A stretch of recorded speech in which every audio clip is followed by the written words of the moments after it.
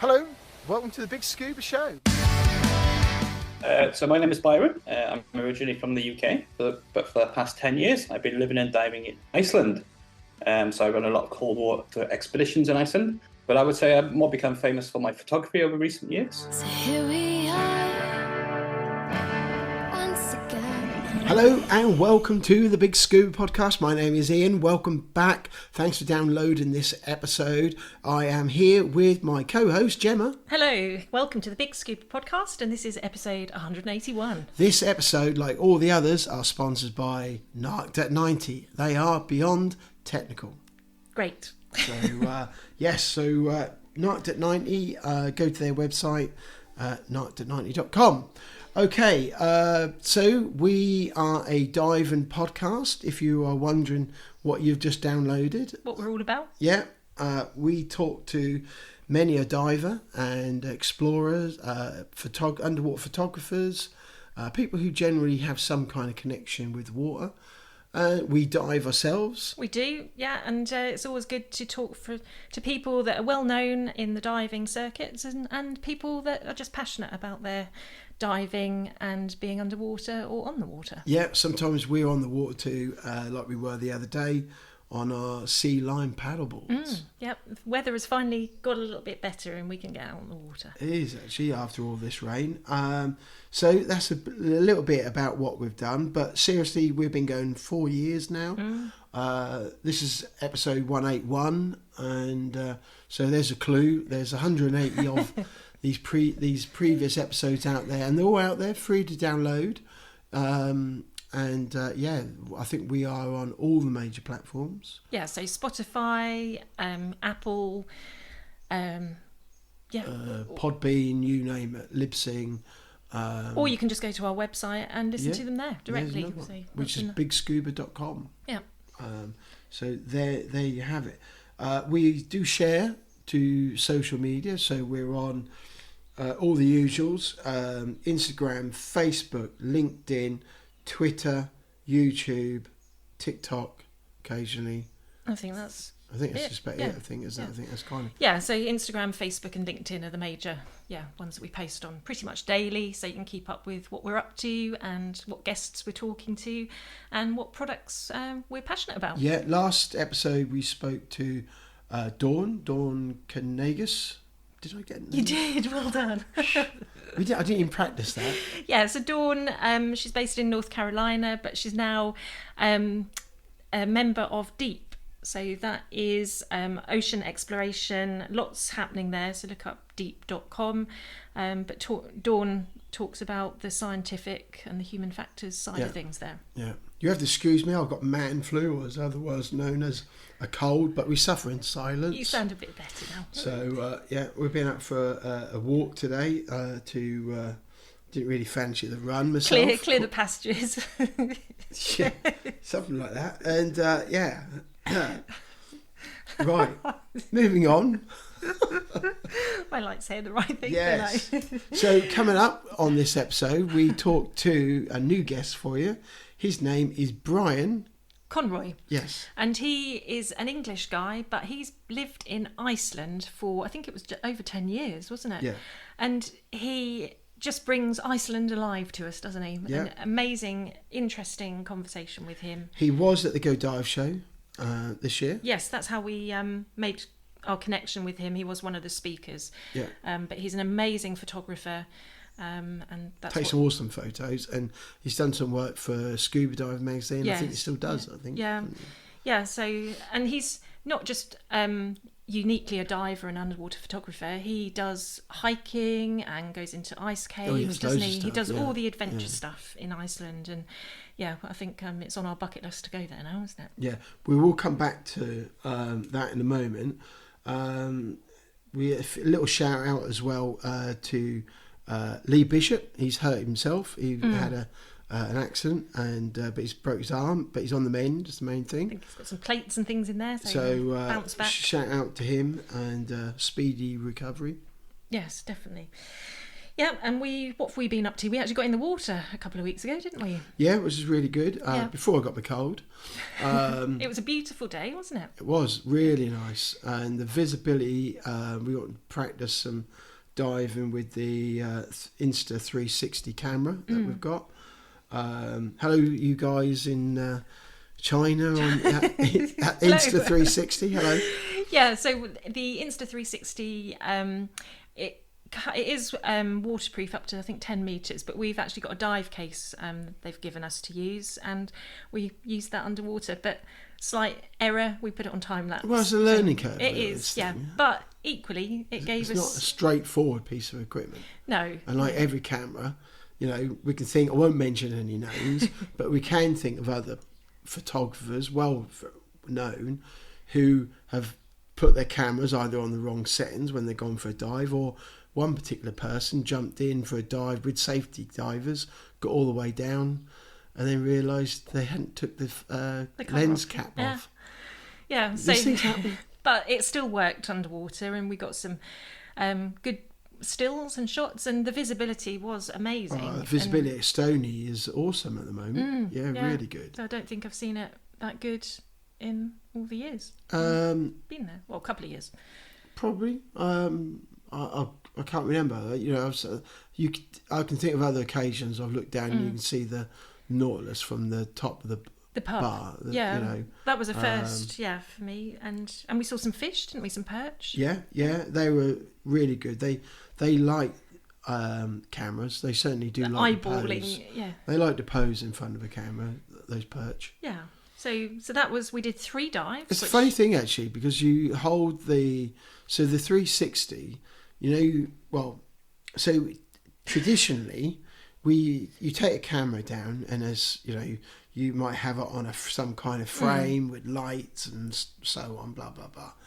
With this one's actually on a selfie stick. They call it an invisible selfie stick. So when you dive along, you've got this like 3 metre post. Makes you look a bit, and we did get a couple of comments, didn't we, from divers that we passed en route. What were you doing with your selfie stick? At Stony we got away with it because one, it was quite quiet, and 2, the visibility is clear and you haven't got seaweed and stuff. But it's going to be interesting when we take it to the farms. Yeah, I'm looking forward to that. You're not going to be able to stick it up aloft too high, are you? Because you're going to attract 1, seals, 2, seaweed and stuff all floating, and other floaters and things around. That's all going to get tangled up. Yeah. And you're going to be in current. So we haven't tried that yet, so it'll be something. No, it is going to be try. The first at the farms, but because it's on a selfie stick, you can maybe pop it into a crevice here and there and just see in the rocks. What crevices have you got in mind? Are you going to be putting that in? Anyway, so I'm looking forward to using it. This podcast episode is going down a whole different alley that I was expecting to be going down. Sorry, listener. What should we talk about next? We used the ratio computers, didn't we? Yes. Underwater. Let's talk about the ratio computers, which are available at NARC, we should say, same as the Sheer was. Yeah. So, and that was its first dive underwater, wasn't it? The IX3M2 is the GPS edition with the Tech Plus, and really nice and clear underwater. It was nice and visible. It all illuminates really nice. Nice chunky buttons, which when you're wearing gloves, you want a chunky button to be able to be able to change your settings and scroll through the menu system. Yeah, and it looked really good. Yeah, and it does. It's clear. It's easy to get your head around. That one particularly is £1,000 plus, but there's other options. But it is directed at that technical diver. It is directed at your big time divers who doing deep stuff. Really. Yeah. But you don't have to, because there's the other options where you could go. For someone who's just want a pleasure dive, and maybe they're just starting out with tech, then that would be there are options for them as well. Yeah, it's a computer that's going to grow up with that diver as they progress. Definitely. You look after it, that'll see you through for years. Yeah, so again, not90.com. You can check out the range of ratio computers. They stock shearwater computers as well. Yeah. So the Terric, the Peregrine TX, they're all Yeah, new ones. really enjoyed diving with that. That was a nice bit of kit. I had my shearwater on my left, and I had the ratio on the right. Yeah. And that was good. Shearwater, they sell them, and there's the new TX out as well, the Peregrine TX. Look out for that, especially if you're looking for a new computer, because you dive with the Peregrine. Yes, and you love like that, don't you? Yeah, very easy to use, and for the dive logs. Oh, excuse me, my stomach. And then our third dive, we took in the Narked 90 SMBs. So we had the red one and the black one. Yeah. The black one always gets lots of interest. It did. A chappie asked me, "What's that?" The black one. Yeah. That's for night dives. Yeah. So we put those up, and that was quite successful. Yeah, that's so good. They do come in other colours. There's a yellow one with black writing and a pink one. I think there's also a Pride rainbow one as well coming. Is that? Yeah. Okay. Yeah. Talk to John about that. April's Fools. Who Don't put knows? ideas in his head. Might do. Might other colours are Other colours available. might be available. Yeah. So that was very successful, and a great day's diving, and nice to meet Scoobs from Divers Time. He also does a bit at Skegness Aquarium, where they actually go in with net or full face masks, and they use Ocean Reef. Yeah. So that was interesting to find. So hopefully we'll connect up with them, and they've got a dive centre up near Nottingham, wasn't it? Yeah, And Spring Lakes it's called, and it's an aquatic playground as well as a new dive site. So look out for that. Somewhere new to try. Yeah. So it's all out in the Midlands, some as well, isn't it? Yeah, and it was a quarry as well, so potentially the visibility's... It wasn't deep. It's up to about 6 metres, so it's really good for more training, especially for new divers. Or just say that, 6 metres is still deep enough if you want to jump in and test some kit off. There's something particular that you want to check out, make sure it works and whatever. Yeah, hopefully we'll give it a go at some point, and maybe get to this aquarium as well. It's deeper than a pool, so, why not? Yeah. Yeah, and then we've been busy keeping up our dive fitness, haven't we? Now the weather's improved, we've been running, crossfitting, and swimming, paddleboarding. Yeah, that's all go really. Trying to keep up with that. Got Murph tomorrow, so lots of that's a big old workout. So that's a mile run. Sit-ups. And then there's sit-ups like 300 of squats. There's about 300 squats, and then about another 300 push-ups. Yeah, so it's something that. And then you got another mile run after that. So we'll update you on Ian's progress. Plod. Yeah, but no, it's great to do, and it's obviously important to keep our dive fitness up, and our cardio, and just be generally fit and healthy.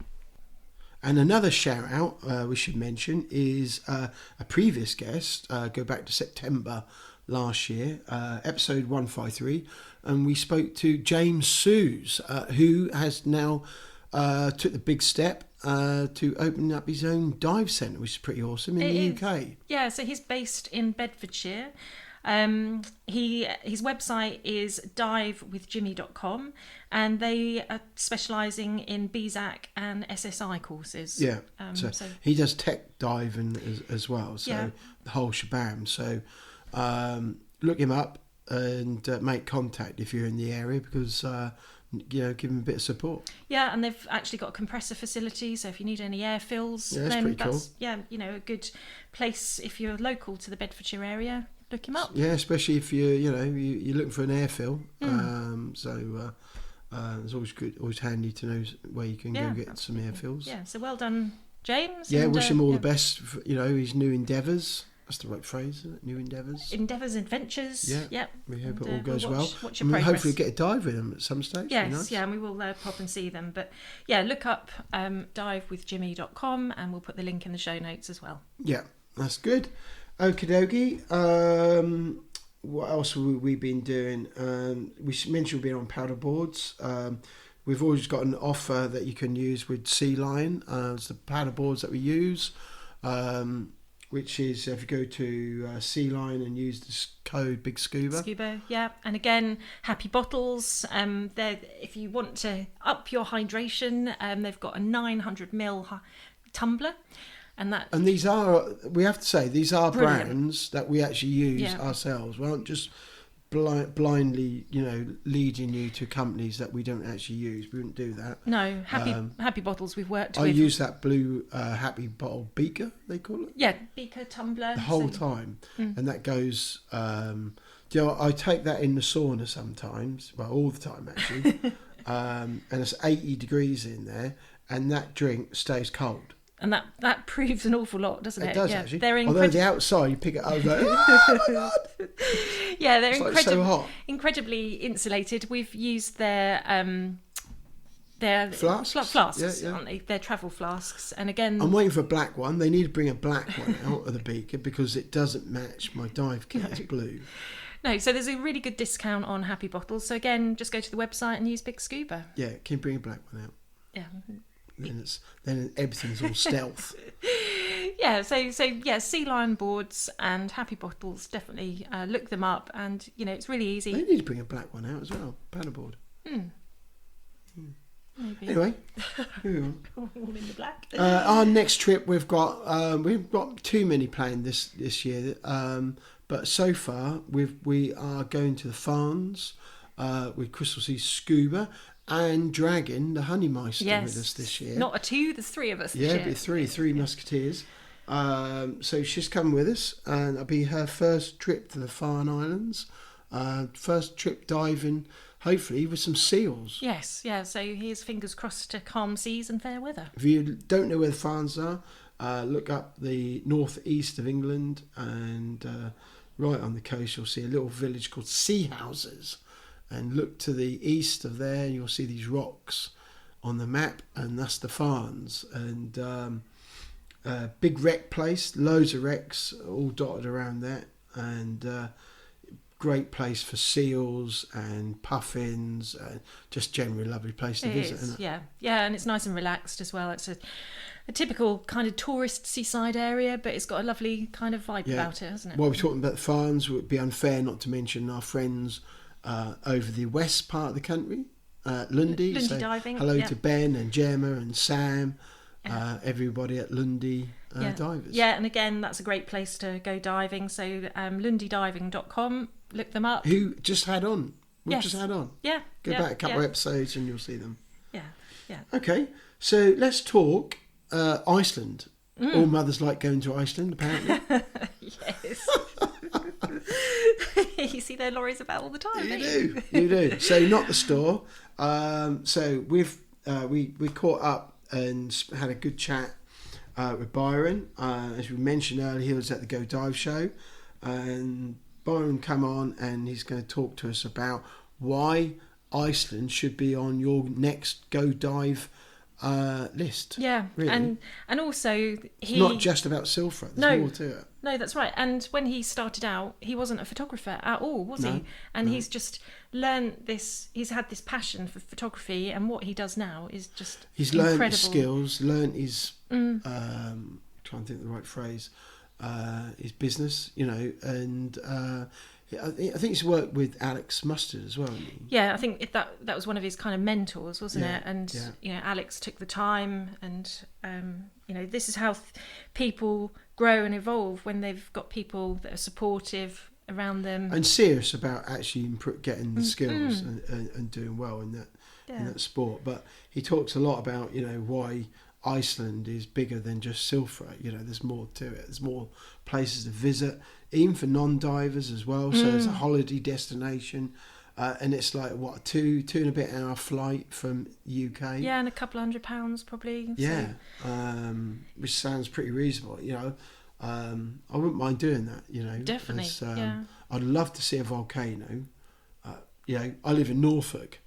Well, it's flat. The geysers and the landscape of Iceland is pretty awesome, and you've got waterfalls, you've got the black sand beaches, you've got the ice on the beaches. Can you imagine? I want to experience what that power of the planet has through seeing and hearing, and you can't get that through watching TV and stuff unless you're actually there. Yeah, and it was really good to hear him talk about tourism. It's very well controlled in Iceland. So Silfra is a popular dive or snorkeling destination, but it is very much controlled, and you never feel like you're in hordes of people. It's a certain number of people in and out, and so sounds good. Sounds like the next whale watching. We've got to mention that. Whale watching, yeah.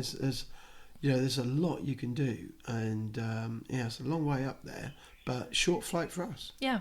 So Adventures.is is the company that Byron works for, and they do bespoke trips, and you can just have a whole week of adventures doing all sorts of things around Iceland. But the beauty of it is, it doesn't all have to be diving. No. It's stuff that you can do with a non-diving partner, so there's something for everybody, which is pretty. And Silfra, you can do as a snorkel. Yeah. A lot of people do this. The Silfra dive as a snorkel. Yeah, even if they're divers as well. So it's a really interesting conversation with Byron. Well, let's get him on. Yep. So this is Byron Conroy, and this is episode 181 of the Big Scuba podcast. So my name is Byron. I'm originally from the UK, but for the past 10 years, I've been living and diving in Iceland. So I run a lot of cold water expeditions in Iceland. But I would say I've more become famous for my photography over recent years. So I've done a lot of work with the Scuba Diver magazine brand, doing a lot of photojournalism for those guys. And now I do a lot of underwater photography workshops as well. So I've gone more into the teaching side of photography. And then I also have my own scuba newsletter, which is called InsideScuba.online, which is a new venture that I've done. And the idea behind that is to have kind of non-biased scuba news. So and in this we do a lot of articles, a lot of newsletter type stuff, and just try and do the same thing repeatedly every 2 weeks for people to get. And it's completely free, just a subscribe model. But a lot of it is based around the photography. So both my friend Andy and I, we're both big into underwater photography, and we just like to share that knowledge with other people. And that's why I like to do stuff like this podcast, just to talk about underwater photography and get people enthusiastic for it. But I'm very grateful to Iceland. Iceland's been a unique destination for underwater photography for me. The photos I take here in Iceland have become quite well known because they're a little bit different to what other people are taking. So yeah, definitely started as a diver, but pretty much ended up as an underwater photographer. That's how it all came. Yeah, and I think we were just saying you're our first guest from Iceland. Yeah. Okay. So I am British, but I've pretty much become Icelandic, I would say, over the last 10 years, So I'm actually applying for my full-time passport as well, thanks to Brexit. So I think it's a good time to get an Icelandic passport. But 10 years this year, so quite a long time. And when I moved here, I came here for a 1-year contract. So I actually moved here from New Zealand. I wanted to be a tech diver, and I thought, well, to be a tech diver, you've got to be a good dry suit diver. So where should I go to learn dry suit diving? I'm going to go to Iceland, the famous Silfra Fisher. Doesn't get much colder than that. And I did my 1 year. And then I went off to Malta. I did all my tech training, and I came back to Iceland after that. And I tried to leave a few times, but Iceland's got a good grip on me. So I've been here for 10 years now, and no plans to leave either. So, wow. Yeah. So you speak the language?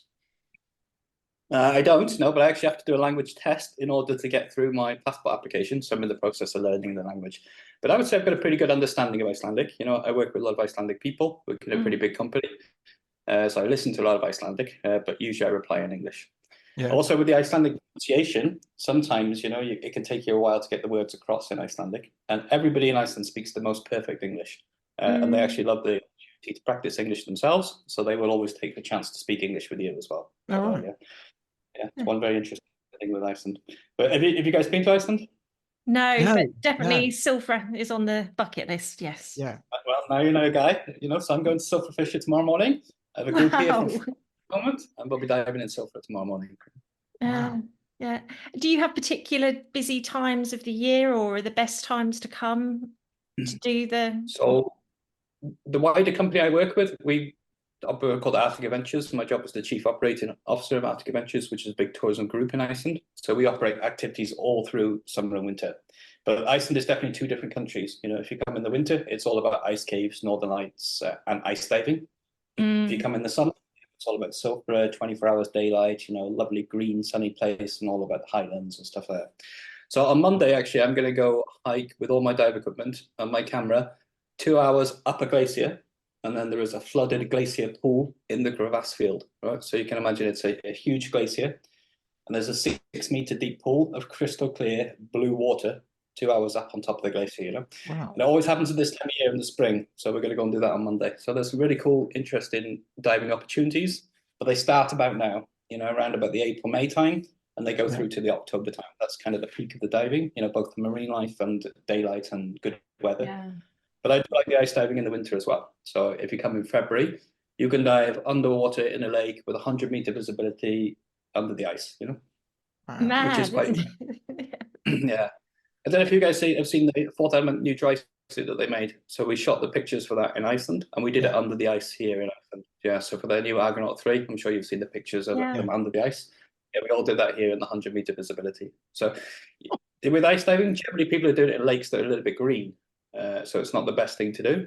But here, 100-meter vid under the ice. And That's sometimes amazing. the ice is so clear, you can see the clouds through the ice as well, which is fantastic. Yeah. That's just kind of hard to even comprehend when I want to go to Iceland now. I do now. Yeah.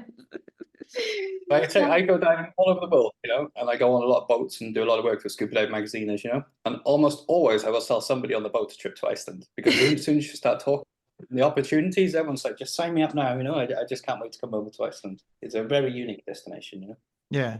Yeah. And you get on all right with the, like in the summer when it's like constant daylight, and you know, how do you cope with that? Yeah, so as long as you have a good blackout blind in your bedroom, it's fine. But the great thing is you never feel tired, you know. So you can wake up at 6 in the morning, and you know, and the sun is up high in the sky, and you feel good, and you feel enthusiastic. The issue is the winter, you know, when it's 2.5 hours daylight, and it's not even real daylight. The sun comes up, you know, he pretty much waves his middle finger at you and disappears again, you know. So he comes up a little bit and straight back down. So the winter is tough, but the summer, it's endless energy, you know. And I do a bit of land photography as well as underwater photography. So you imagine you have the golden hour, and you have it pretty much from 10 o'clock at night till 4 in the morning.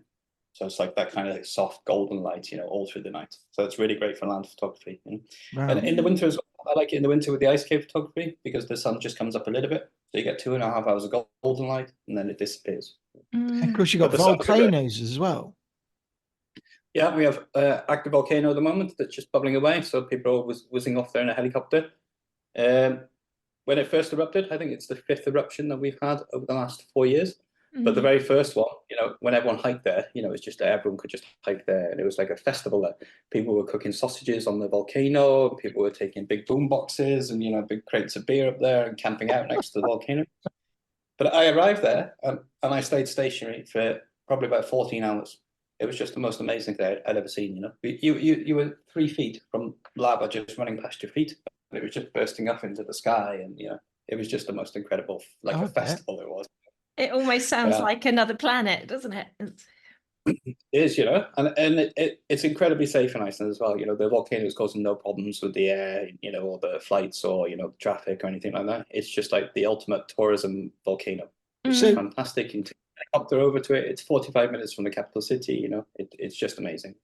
Well, let's just pause Iceland for a minute, because one of the questions is begging me really is why you made the move to Iceland out of all the countries, you know. And it sounds awesome, it sounds great, and you know, as a Brit, you know, we don't have volcanoes and things like that, do we, as such? And we get the odd earthquake every now and then, sort of little tremor and that, but our, you know, our weathers and things is not that changing really, I guess, not like Iceland. But you know, who got you into diving? Where did that start? So originally I was living in the UK, you know, and I was living in North Wales, and I had your very traditional lifestyle. You know, I was working in the local factory, you know, I had a girlfriend, life, you know, I was maybe 25, 26 years old, and I'd always had an aquarium in my house. So I'd always liked fish in these aquariums. And I decided when I was about 27 that I just wanted to go and see this for real life, you know. I had aquariums for many years. So me and my girlfriend, you know, I took a trip to the Maldives. I thought, you know, where's good to see fish underwater? I go to the Maldives. And I did one try dive, you know, and I was really lucky. I did it, you know, like a DSD. And I saw a manta ray on a DSD, you know, in the Maldives. Yeah, and I came back, and I remember sitting in North Wales for a little bit thinking, oh, wow, that was quite cool, that was, you know. And then I went back to the factory, and I was working in a cheese factory of all places, you know. And I just kept thinking about this dive, you know. And then I just started researching on the internet, and I ended up booking a dive master internship in Mexico for 6 months based upon one dive. So I had a pretty good job in the factory, and I went in the next day. I actually broke up with my girlfriend as well, and then I went into the factory, handed in my notice, sold everything I owned or gave it away, packed one bag, bought some dive equipment. I had to have an open water certificate before I went to Mexico, so I drove down to Plymouth, took my open water in the miserable Plymouth conditions in a wetsuit, and then I just left, went to Mexico, and that was maybe 13, 14 years ago. Never came back. So it sounds like you really enjoy and thrive on the cold weathers. How did you get on with Mexico, with that being all nice and hot and warm over there? One of the reasons I left North Wales, I didn't like the weather. So I thought I'd go to Mexico. Then I went off to Hawaii in America, and then I moved actually to Australia, and I spent some time in Indonesia, and then moved over to New Zealand. But the reason I came to Iceland was also, in those days it was pre-Brexit, so you could move there pretty easily. And I had a Swedish girlfriend.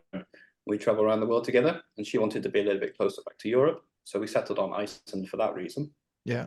We definitely did not go to Iceland for the weather. That was absolutely no condition, and Iceland has probably the worst weather of anywhere I've ever been. So the wind here is just crazy. But if you get it on a good day, it's the most magical place.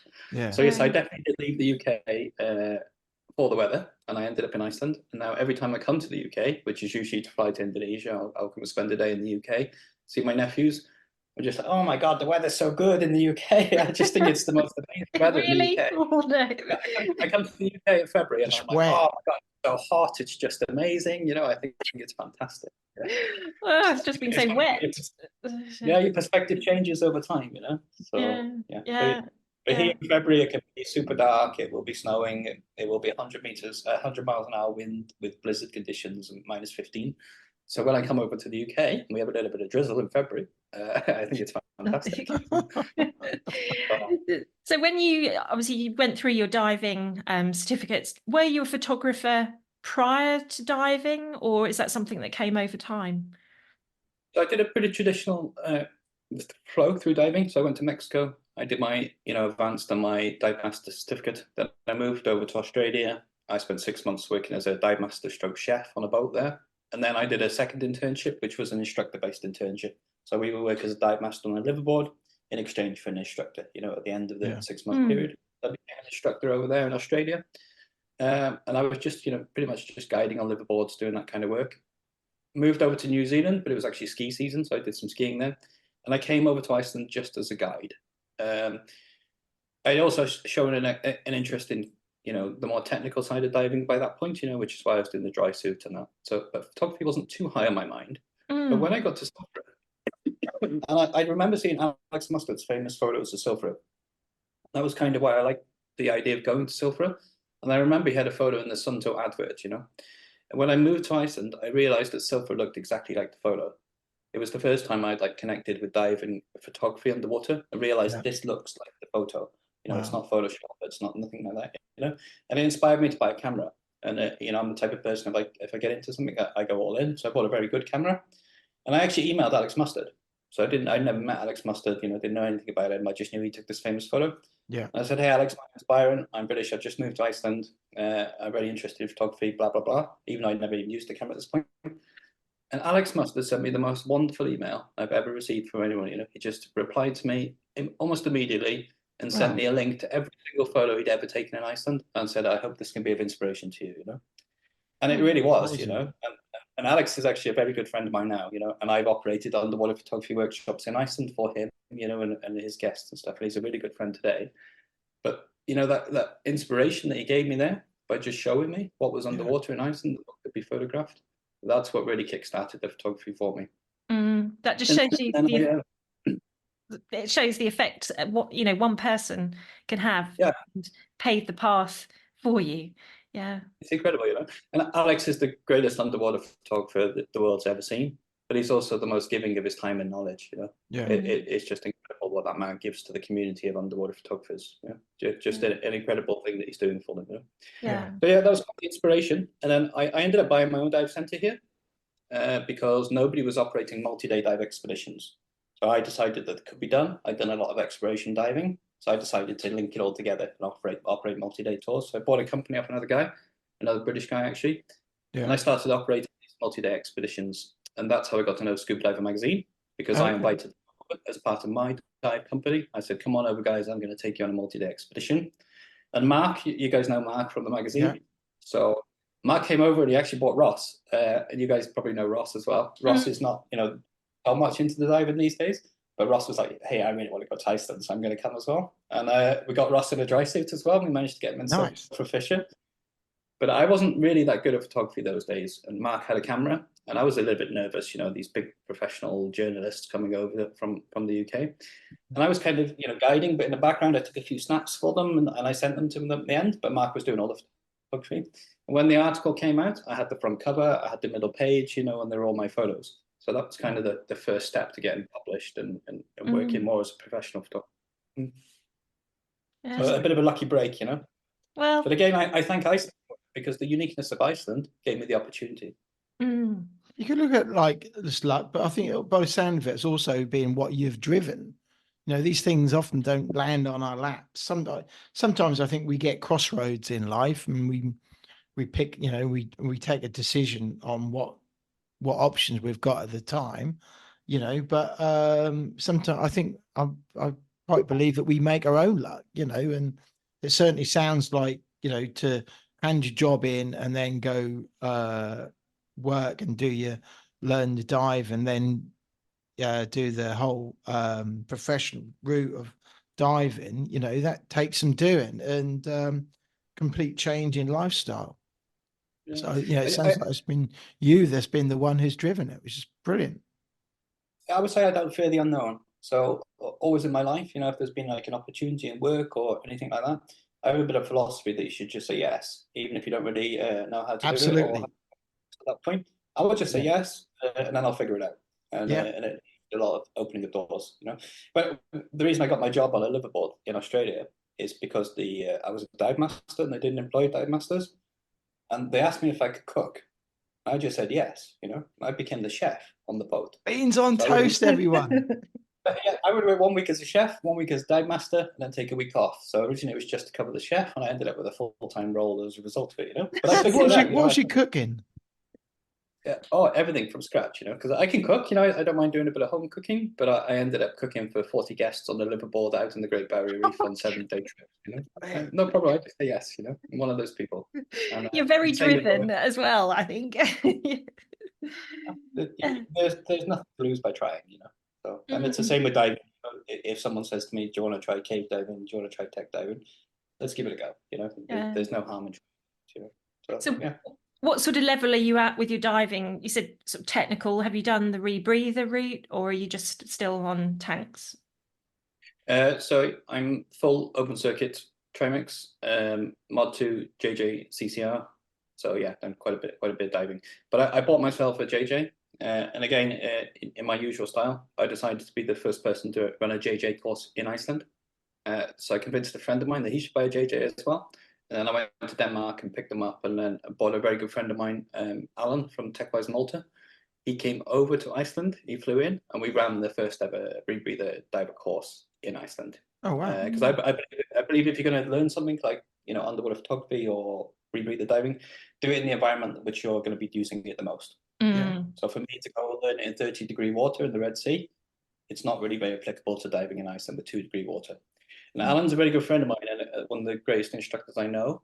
And when I did my open circuit trimix diving, I told him I'm doing this because I'm an underwater photographer and I want to take photos of deep wrecks. So he tailored the course around underwater photography for me, He took the camera with him, and allowed me to use it, specific points and stuff like that. And we tailored it around it so that we could get the most out of the experience, so that we were prepared for the underwater photography, not just for tech diving. Yeah. And we did the same in Iceland, we had a really good trip and had a great time around it. And it was great to do the first course in Iceland. But then COVID came, and I think a rebreather is something that you really need to dive quite often. And I was doing a lot of deeper diving in the run up to COVID. But with COVID and everything kind of shutting down and no deep diving or no rebreather diving for a few years, I actually decided to let my rebreather go after that. Because I've become more focused on doing other things myself, more about photography and underwater photography workshops. Yeah. So yeah, I don't have the rebreather at the moment. I also believe with rebreather technology that it's becoming a little bit out of date. because the CE approval that you need to get on a rebreather, it's so expensive for the rebreather manufacturers to get the CE approval that they don't update them regularly enough. So I believe someone's going to come out with a solid state CO2, proper sensor rebreather at some point soon. So I decided to sell mine. Maybe when someone gets a proper CO2, sensor on it in a solid state, then I would buy another rebreather, maybe. And the technology is kind of coming in the newer models at the moment, but I don't think it's quite there at the moment. I also felt for me as an underwater photographer, I've got a lot going on with the camera. I really want the rebreather to be telling me if, there's a CO2 issue when I'm underwater, not just telling me, about my PPO2s and stuff like that. So that was another reason I decided to step out of it at that point. But it will change a lot, the rebreather technology, over the coming years. Yeah. When you did use the rebreather, did you use it as an aid, like to get closer to marine life? Was that one of the reasons? Both for marine life and photographing the insides of shipwrecks. So I actually went to Truck Lagoon. I went on a 30-day trip to Truck Lagoon just for fun. I thought if I'm going to go to Truck Lagoon, I'll go properly. So I went for 30 days and I was doing it on open circuit trimix and, decool gases.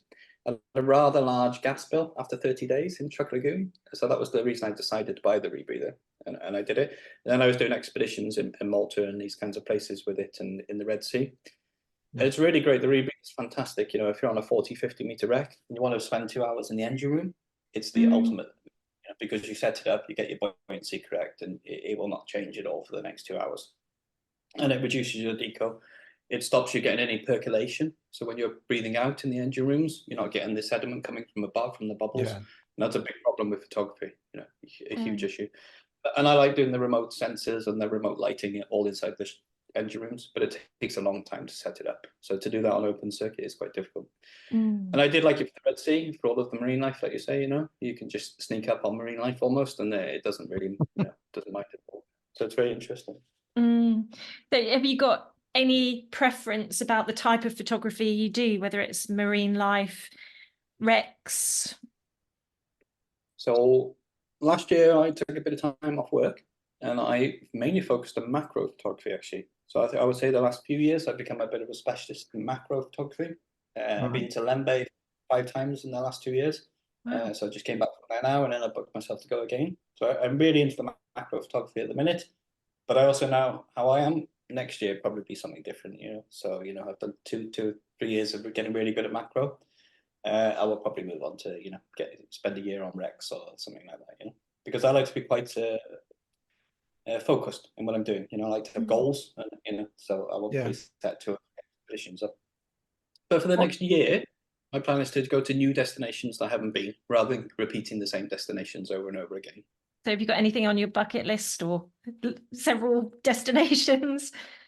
The next 2 trips will be Solomon Islands and Cuba, both 2 new destinations for me. Yeah, so that should be fun. Try something new.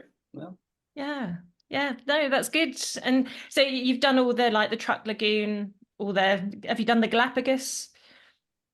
I've never done the Galapagos because I'm very much about the photography these days. The Galapagos is a bit hit and miss. So you could go there, you could spend $10,000 on a week in Galapagos, and you might not get the photos.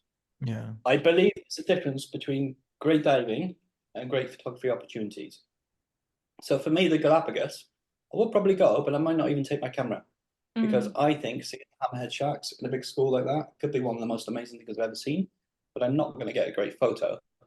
And that would probably annoy me when I'm underwater trying to get a photo of it. The magic's not quite happening.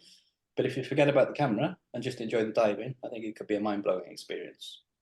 So maybe when I've got, kind of everything that I wanted done with photography, I will go to places like Galapagos. I have been to Cocos, so I went to Cocos on the aggressor there.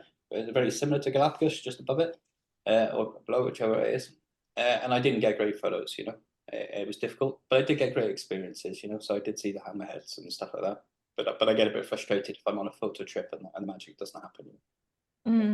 Yeah, it must be frustrating. It can be, and then you find yourself having the most mind-boggling experience that 99.99% of the world would never see, and you're frustrated about it. So that's not a good place to be, and I don't like to go there with the photography in that way. So because I still love diving, it's still my original aquarium, my corals that got me into diving. So I never lost that, and I never lost the passion for it. But photography is different. It's different mindsets to just diving. Yeah, no, that's fun. It's good how you sort of box everything separately. Yeah.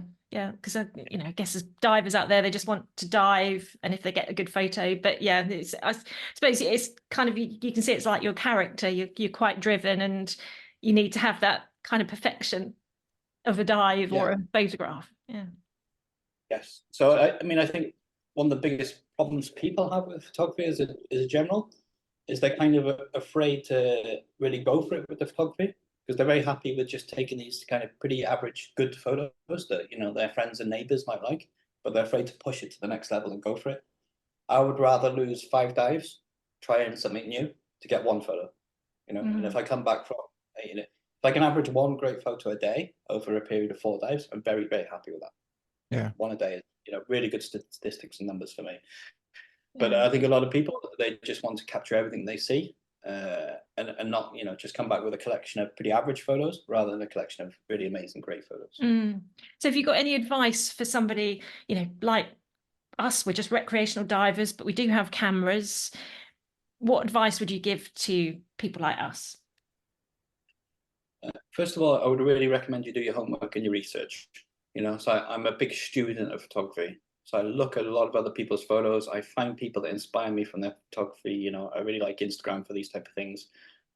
Seek out the type of photography you're interested in the environments that you're diving, and then maybe seek out those individuals. I told you about the inspiration I got from Alex. So seek out those individuals. And especially if they're local to you, and make a connection with them and start to learn more about it. And just don't be afraid of it. Don't be afraid of like losing a dive photography or losing a dive. Because you had an issue with this. Just go for it. And just enjoy it. But stick to what you're inspired by. And have a good plan. Think about your photography. Put a lot of thought and effort into it. When I go diving, if I'm going to the Solomon Islands, I will do all my homework on all of the dive sites where we go in, and all that kind of stuff. And I'll be really trying to get specific photos. But over time, you build a collection of tricks. You can say it's like a little box of tricks that you've got. So you need to learn all of these techniques. Be prepared to lose all of the dives to learn all those techniques. And then you've got them in your box. No matter what opportunity you see in the future, you can just pull out a different trick for that type of photo, and so on and so forth. But just don't be afraid. Do your research and make a connection with people who inspire you. Because if you think their photos inspire you, wait till you talk to them. It's going to take you on a whole new level with it as well. Like I talk at the dive shows and stuff like that, and I love it because sometimes I see the same people repeatedly at my stand every year, and that's really nice because it shows that they're interested in my photography. They're taking a bit of inspiration from it, and I will give them all the time in the world if they're inspired by it.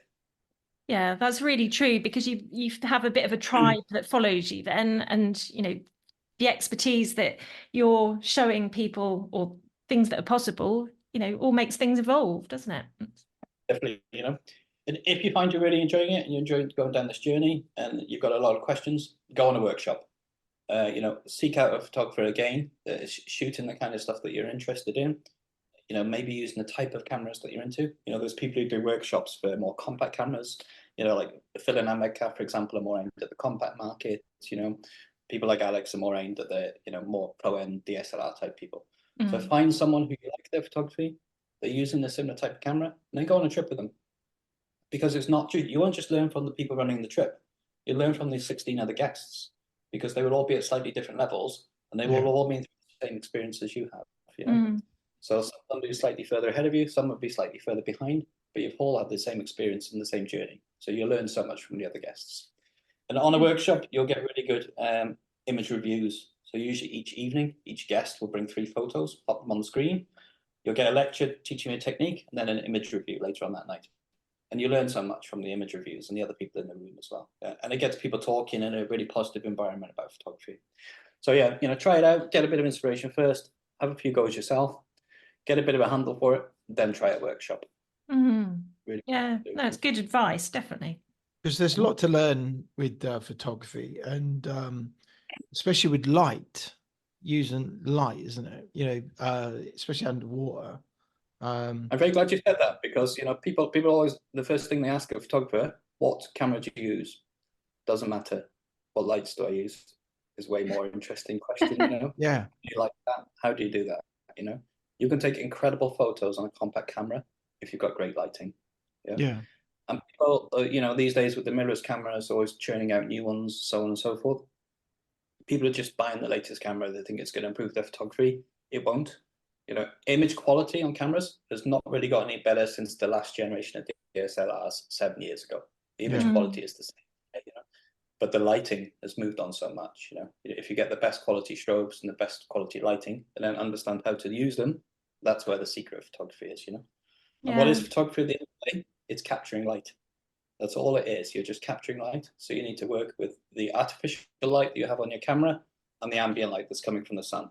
And you need to balance those across your frame, And they always say the best lighting is the lighting you can't see. So when you look at the photo, you shouldn't be able to tell it's been artificially lit. It should just look natural. So yeah, I'm really glad that you said light, because it's way more important than any camera.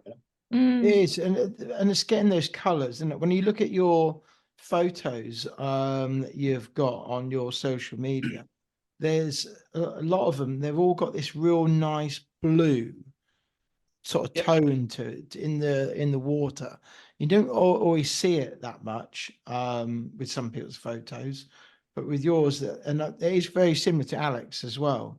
When you look at Alex Mustard's photos, and it's either really black, because they're doing macro photography, or there's a real nice blue to the water and that. And I can imagine that must come from clever lighting, I presume.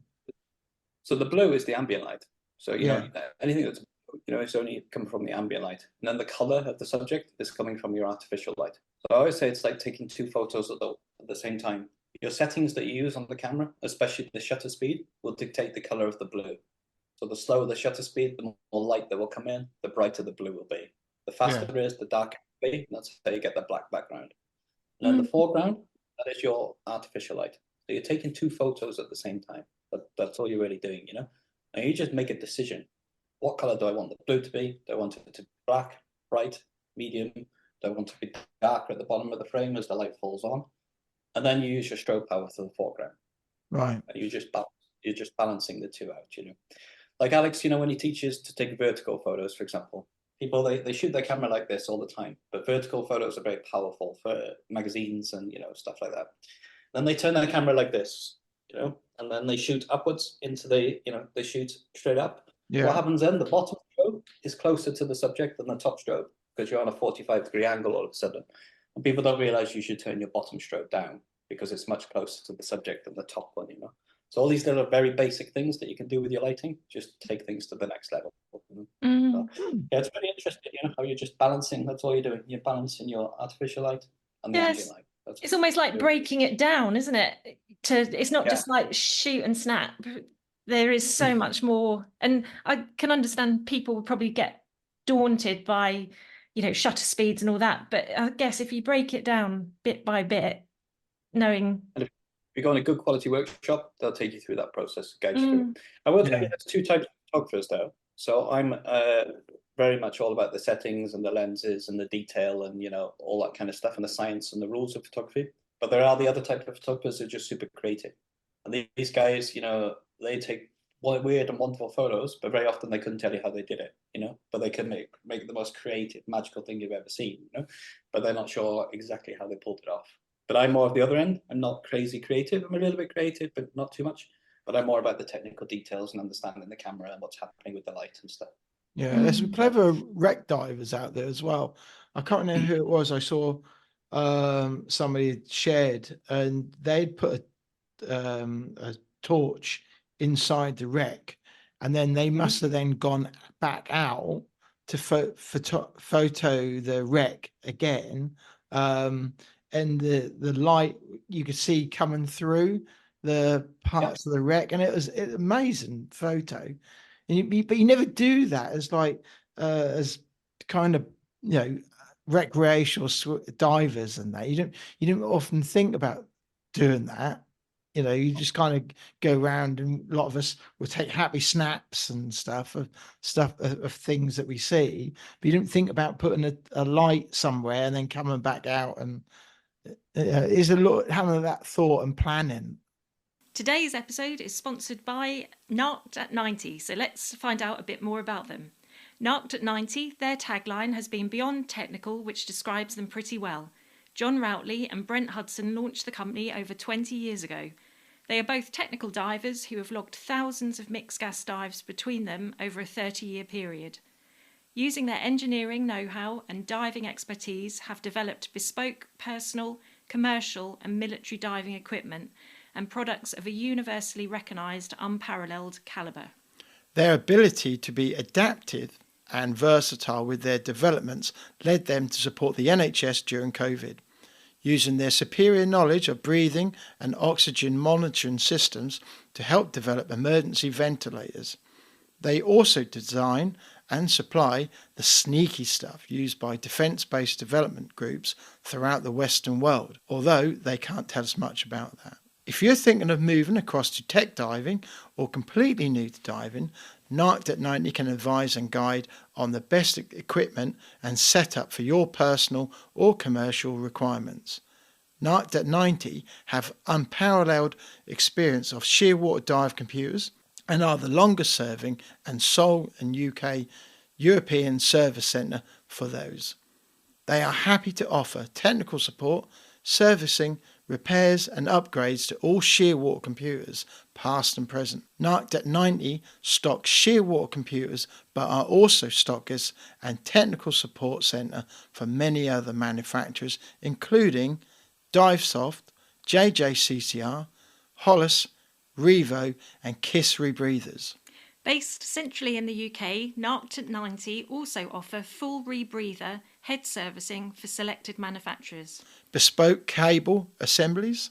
Advice on specific fitting requirements. Suggestions and guidance for home builds. Computer laser cutting and engraving. Pressure testing to simulate 400-metre dives.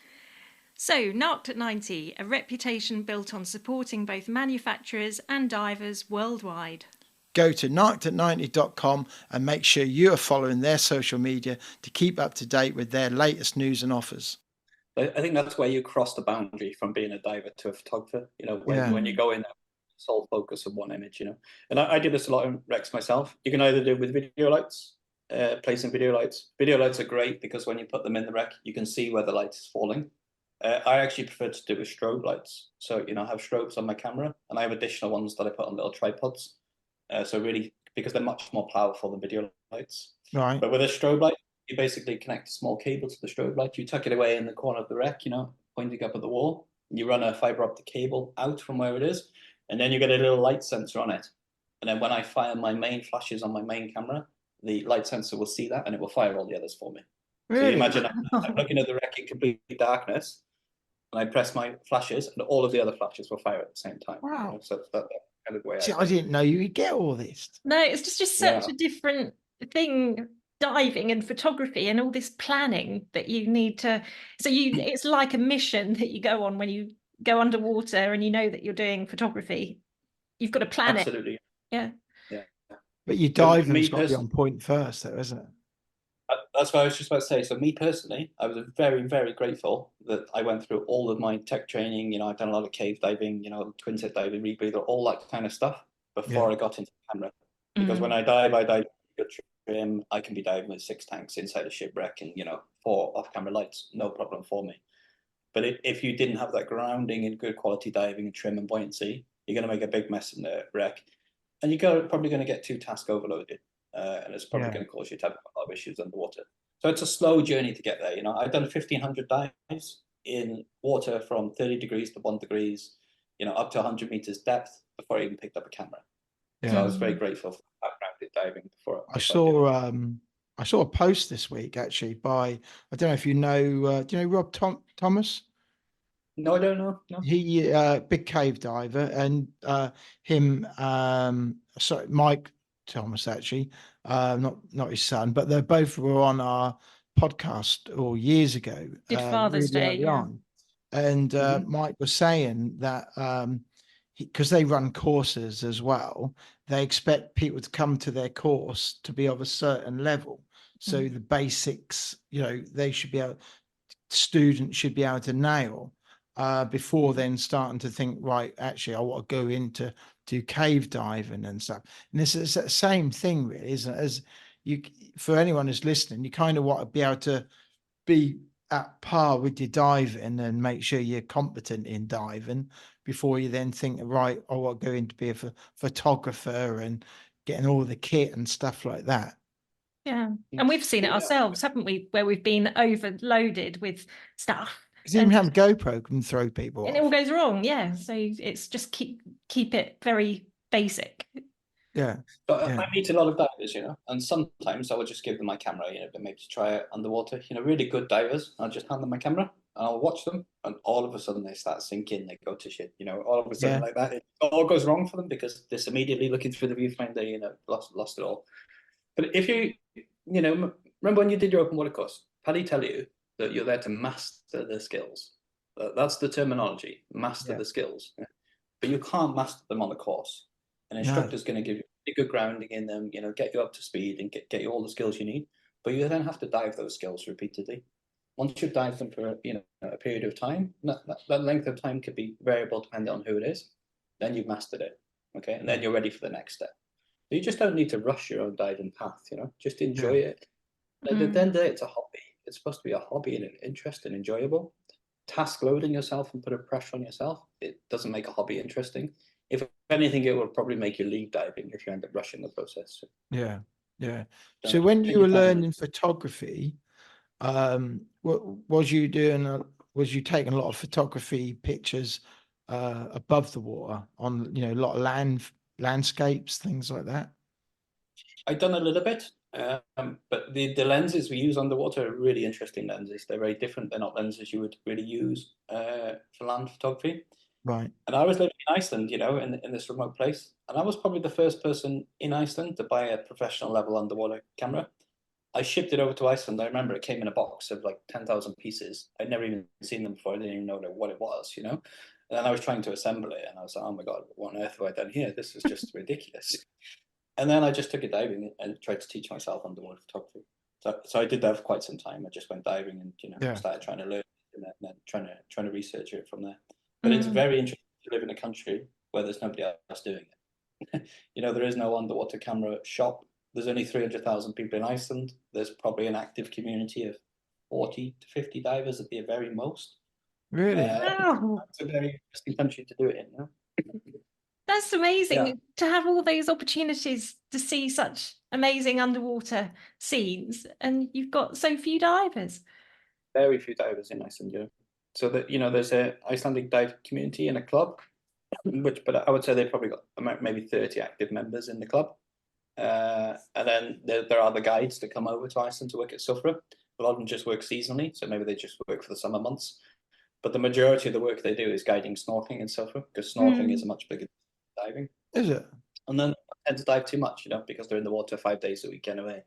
Right. Maybe some of them stay around and do a little bit of diving, but not too many do. So at any one point, maybe 40 active divers in Iceland. So what are they snorkeling for? What are they looking for? What sort of animals are coming up? Fisher. It's this famous silver fisher, snorkeling in between the It's just that. and the, yeah. It's an incredible product. I always think that when you meet snorkelers compared to divers, they can get a lot more out of an experience. Like I used to work in the Great Barrier Reef. A lot of it was snorkeling. Those people, they'd never been underwater, never been in the water before. They had a great experience and they took a lot from it. You imagine somebody rocking up to Iceland, they can swim, but they don't really spend any time in the water. And all of a sudden, you put them in a dry suit, you put a big hood on, you put the mittens on, and you're all going snorkeling in 1 degree water. It's quite the experience for people, And I think it's a very rewarding experience for those people, a really great experience as well. And the diving here is difficult, So maybe it's good that a lot of people go snorkeling, not so many people are really active in the diving, because it's quite specialist diving. Yeah. So if you go diving to Iceland, what do you need to expect? Obviously, temperature is a key thing, but what sort of conditions, visibility, currents, that sort of thing? Or is there any inland diving as well? So Silfra is inland, it's fresh water. That's why it's so clear. The reason the water is clear is because it comes from under the ground. So it's filtered by the volcanic rock. It takes about 30 years and it arrives at Silfra, which is why it's always the same temperature and always crystal clear. So it's always 2 degrees, it's always crystal clear, and it will never freeze. So that's inland. And in order to do that, they've got some really great safety rules. So you need to either have 10 log dry suit dives in the last 2 years, or you need your dry suit certification, one or the other. So you can't just rock up with no experience or knowledge, and then you can go diving in Sofra. But I prefer to operate the multi-day expeditions like I'm doing now. So Iceland is an island, We circumnavigate the entire ring road of Iceland. So we go around the whole country. So we start off here in Reykjavik, we start off with Sofra. And Iceland is not just about diving. So we'll take you on a glacier hike, maybe we'll take you whale watching, we'll take you into, incredible canyons and these kind of things. As we go around the ring road, we'll go and see the puffins. And then in the north of Iceland, we've got something called Strýtin, which means the chimney. That's basically what it means. So if you imagine the ocean is 65 meters deep there, and over 10,000 years, hot fresh water has been coming out into the cold salt water. Okay, so it's coming from underground. It's coming out and it's 72 degrees Celsius. And it's built this cone that's about 40 meters high over the last 10,000 years. So when you get in the water, you go down to 15 meters, and there's just this incredible cone there, like 15 meters at the top. And hot fresh water is being pumped into the cold salt. So you get both a halocline and a thermocline. So you're diving in the ocean, it's 4 degrees. You swim to the cone, you can take your glove off, put it in the cone. It's like 72-degree water. So warms all your hand up and stuff like that, You can put an egg on the top of it at the start of the dive, descend down, circle back up, pick up the egg, and the egg is cooked. So it's like incredible diving in Iceland, Sign me up. It's just like... It's the only hydrothermal vent in the world that's within recreational dive limits. And even people like NASA have been here to investigate it because they think that this combination of hot, fresh and cold salt may have sparked life on Earth. So that it's that serious, what they think. So many people have been here to study it and look at it and so on and so forth. So we've got that, and then we've got the wolffish. So the wolffish in Iceland are just incredible. You can dive in northern Iceland, you'll see, 10 or 12 wolffish, and they're going to come right into your mouth, get into your face. And how big do they get? 1.5 meters. Yeah. They're the ones with the big teeth, aren't they? Yeah. Yeah, and they're pretty feisty. Probably my favorite fish to photograph in Iceland. Yeah. So they're very cool. And there's a guy up there called Erlend Bogerson, who runs the dive center in the north, a very good friend of mine, who I'll go and see this week when I go dive the north. And he's been running underwater surveys and studies on the hydrothermal vents and also with the wolffish, and he's really into, marine biology and conservation and stuff like that. And he just runs the most fantastic dive center up there. So yeah, really, really good to see. So that's what I like to do, take people on the ring road, make sure they experience Iceland and experience the highlights of the diving and also, the glaciers and the volcanoes and all the other cool things that we've got. That's really good because, a lot of people just do liverboards, dive, that's it. And they don't see anything of the country. You just see the underwater. But what you're doing is just like gives you a real experience, doesn't it? An incredible experience, sure. When you go diving in the north of Iceland, you will be the only people there. There'll be no other divers there. You've got the whole place to yourself, private boat in the most incredible destination on the side of a fjord, with snow in the mountains. And there are humpback whales breaching outside the dive center. It's just crazy. There could be 50 humpback whales in the fjord. So you'll be driving to the dive site in the speedboat and a humpback whale might just breach next to you. It's just the most incredible location you could ever imagine. Yeah, phenomenal place. Sounds it. Do you find that a lot of people come on their first visit and they come back for more and more? Yeah, people get addicted to Iceland, but they tend to do it in geographic regions, So the first time they come, they'll stay relatively close to the capital, and then they tend to branch out further and further. I discovered a dive site up in the West Fjords of Iceland. So I heard there was a whaling station that had been abandoned in the 1900s, where they used to actually go out and hunt the whales. I heard it was abandoned, so I went to the West Fjords and I heard a rough area where it would be. And I flew a drone over the fjord looking for where it might be. And I found an outline of a wreck with my drone. And then I went diving there myself, literally just like you look like you're walking in from a field into the fjord, nothing there. And then there was the whaling station was there underwater. So the shipwreck was there, and all the pottery from it was there. All of the old harpoons are there. All of the whale skeletons are there, the rib cages and, all sorts of stuff, Just some incredible diving, and just showing you just wonderful history. You can go diving with the puffins, so the puffins will come down onto you, the seabirds, all sorts of stuff. But everywhere you go to dive, other than Sofra, so Sofra is very busy, everywhere else you go, you'll be the only people there. Yeah, just incredible. What do you call busy? Sofra's very busy all day round. Yeah. Yeah. So I would say there could be 400 people a day will go there. Really? Yeah, but 396 of those people will be snorkelers. So if you go diving, you're probably going to be 6 divers a day, something like that. So people going snorkeling. But Silfra is in a national park, and it's incredibly well regulated in a really good way. So it's 100-meter visibility. When you get in the water, the maximum group size is 6. So you get in the water, and the first straight of Silfra is 100 meters long. Nobody else is allowed in the water until you turn the corner. So you never see another person in the water. So although it's very busy in the car park, a lot of people getting changed and putting dry suits on and stuff like that. Yeah. You don't see other groups in the water.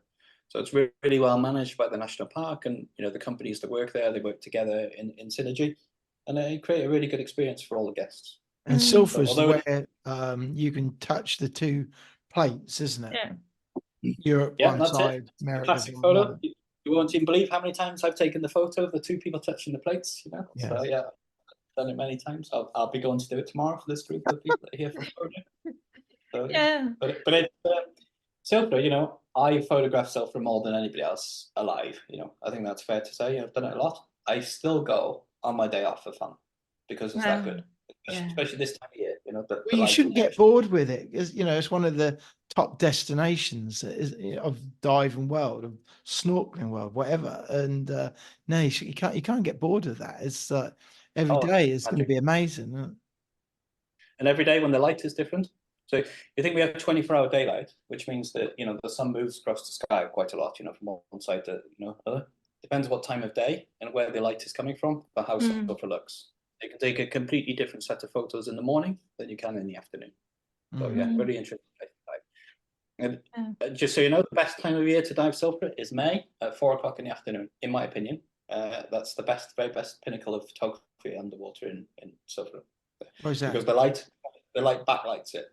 So the widest point of Silfra, and the most famous photo you've probably ever seen of Silfra, is one of Alex's photos with a diver on 1/3 and the whole canyon opened up. The sun is behind it. So the sun is coming over Alex's shoulder when he took the photo. So the whole canyon gets lit up. Right. So it's pretty good. So that rather than the sun coming from above, it's coming through and lighting the canyon. Very interesting place. Yeah. Is there any marine life in the Silfra? So it is freshwater, but if you come at night, it's actually connected to a huge lake, the largest lake in Iceland. At nighttime, all of the fish come in from the lake and they lie on the bottom. So this lake is actually famous for fishing, for fly fishing. So it's got the biggest trout in the world. These conditions, with cold water and the slow growth, create monster trout. So if you go there at nighttime, you'll see huge trout lying at the bottom. Yeah. And some of my personal favorite photos and more famous photos of Silfra I've ever taken, I took at night. So I go in there with huge underwater off-camera lights, and I light Silfra up, and backlight the divers, and try and put the light exactly where I want it to be in the canyon. Create these really mysterious photos a bit at night. So yeah, it's imagine doing a night dive and you've got 100-meter visibility. It's quite interesting, isn't it? So if you're using monster lights, they kind of shine as far as you need them to. But the closest I can connect it to is the cenotes in Mexico. So if you think the cenotes in Mexico and the true caves, a lot of it is in the dark. But that's probably the closest diving experience I can relate it to. But it is clearer in Silfra than the cenotes. I lived in Mexico, and I'm sure it's clearer. Yeah. And what about like the fjords and any sea diving around Iceland? What are the conditions like? Is it quite clear? So we do say we've got both the best visibility and the worst visibility in the world. So it can be bad. When you guys do UK diving, on a bad day it's bad. When you can't see the end of your hand, it can be like that. But that's usually around in the April and May time. So when the water temperature, it doesn't swing much in Iceland. It goes from 2 degrees, up to maybe 6 or 7. But when that happens, we get the plankton bloom, around about the springtime. And it gets a bit murky then. And then by sort of, mid-June, it clears out again. So between mid-June, maybe, September, October, it could be okay. It can be pretty good. You can get, up to 10, 12 meters visibility in the ocean, which is very good. I'm very happy with that. Yeah. So it never really picks up much in temperature then, really, does it? The sea around there? Not so much. Even on the land in the north, on the land, you maybe going to get 12 degrees at the peak of the summer, as an average, maybe 10, 12 degrees. You can find 18 degrees on the land, but it's few and far between in the daytime, So I would say somewhere between 8 to 12 degrees usually on the land. So Wow. the sea takes longer to warm up, so it doesn't really get too much higher than the 7s or 8s. No. So what's your diving setup? Dry suit. Do you use heating? Have you got? What's your system? I do have a Santi 400 heated suit, but I bought that because of the JJ. So when I was doing the JJ, the rebreather diving, I was doing longer, deeper dives. So I did have the heating suit for that, but I don't really use it these days, to be honest. So I used the Fourth Element Halo, the new Halo, and I actually did a bit of testing for Fourth Element. So when they make their new gloves and new suits and stuff like that, sometimes they send me some stuff over to test for them. So I use the Halo Fourth Element Argonaut dry suit, 10mm hood, and good dry gloves. 10mm. 10mm hood, yeah. My goodness, how on earth do you get that on? It gives you a stiff neck and a stiff jaw. That's I just imagine like this. Wow. So the waterproof make a really good 10mm hood. And when I first tried it, I was like, oh, wow, this is really good. But now Fourth Element make it really good. I don't know if it's a 7 or a 10, the Fourth Element one that I use now. But yeah, a good hood makes all the difference. We tried a 7mm Santi one on. Yeah. And, that's like my head was being squeezed. It's like, my goodness. Feels like you get the jaw here, Like you can't Imagine a 10mm one. So whenever I dive in tropical countries, I refuse to wear a hood. I don't care what's happening. I'll not wear a hood because I'm not in love with a hood in Iceland. So therefore, the opportunity not to wear a hood is great for me. So yeah. But didn't it feel weird? Didn't you get used to wearing a hood? No, I love it. I love not wearing a hood. Yeah. It's very good. Hair flow.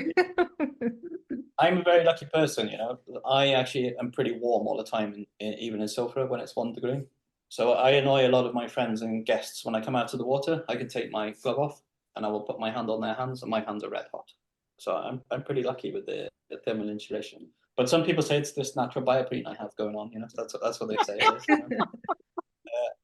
But I just think I'm lucky, or maybe I've acclimatized. Maybe that's what it is. Could be.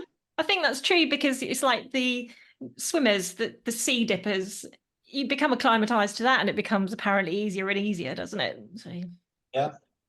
Are you talking about the blue tick game? Yeah. With the photography, though, you've got a lot of gear on, and you're doing the photography, So this is why I dry gloves personally. But some people, they don't like the dry gloves of the camera, and the camera buttons, they're not designed for Iceland. There's little tiny buttons on the back of the cameras, and you're changing the settings. So it can be a bit tricky with the dry gloves.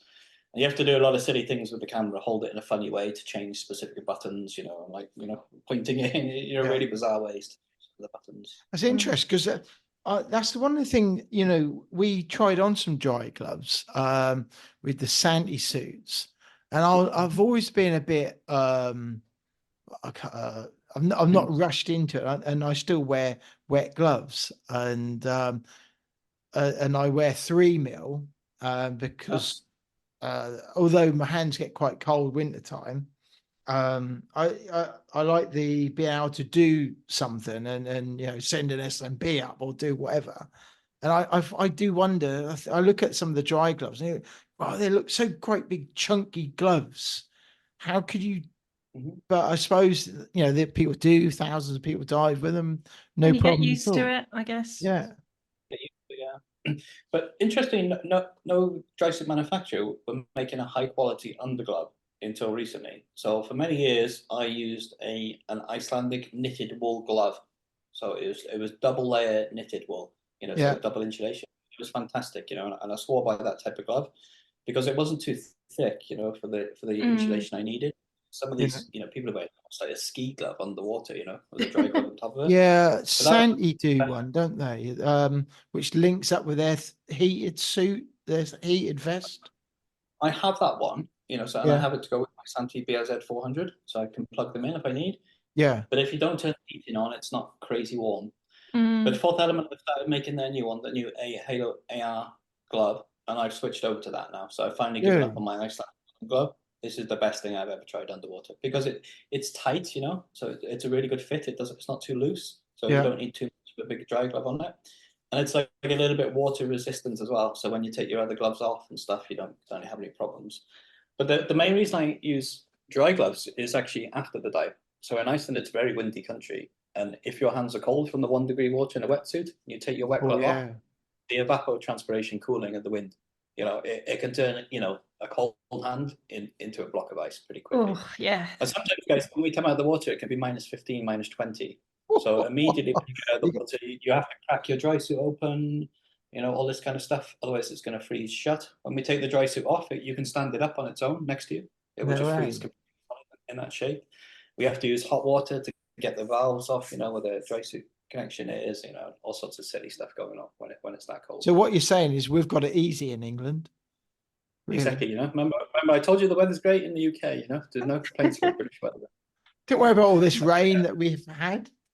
Nothing. Well, I did a dive on Christmas Eve once here, and it was -25 when I got out of the water, and I was wearing wet gloves actually. And there's a metal rail when you come out to Sulphur, and I put my hand on the rail, I stuck to the rail, and then it's just ridiculous, Then you have to pull and you leave half your gloves stuck to the rail when you get out, and But if it's below -9, then it's instant freeze. So whatever's wet, it will instantly freeze the second you hit the air.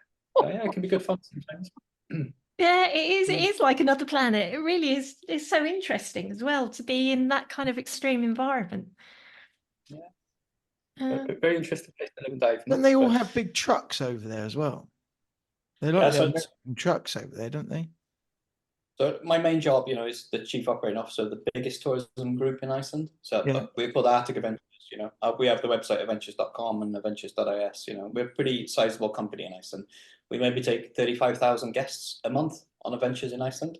Wow! And we have all of these super trucks and stuff like that you're talking about. So we have former NATO military vehicles, nice. 8x8.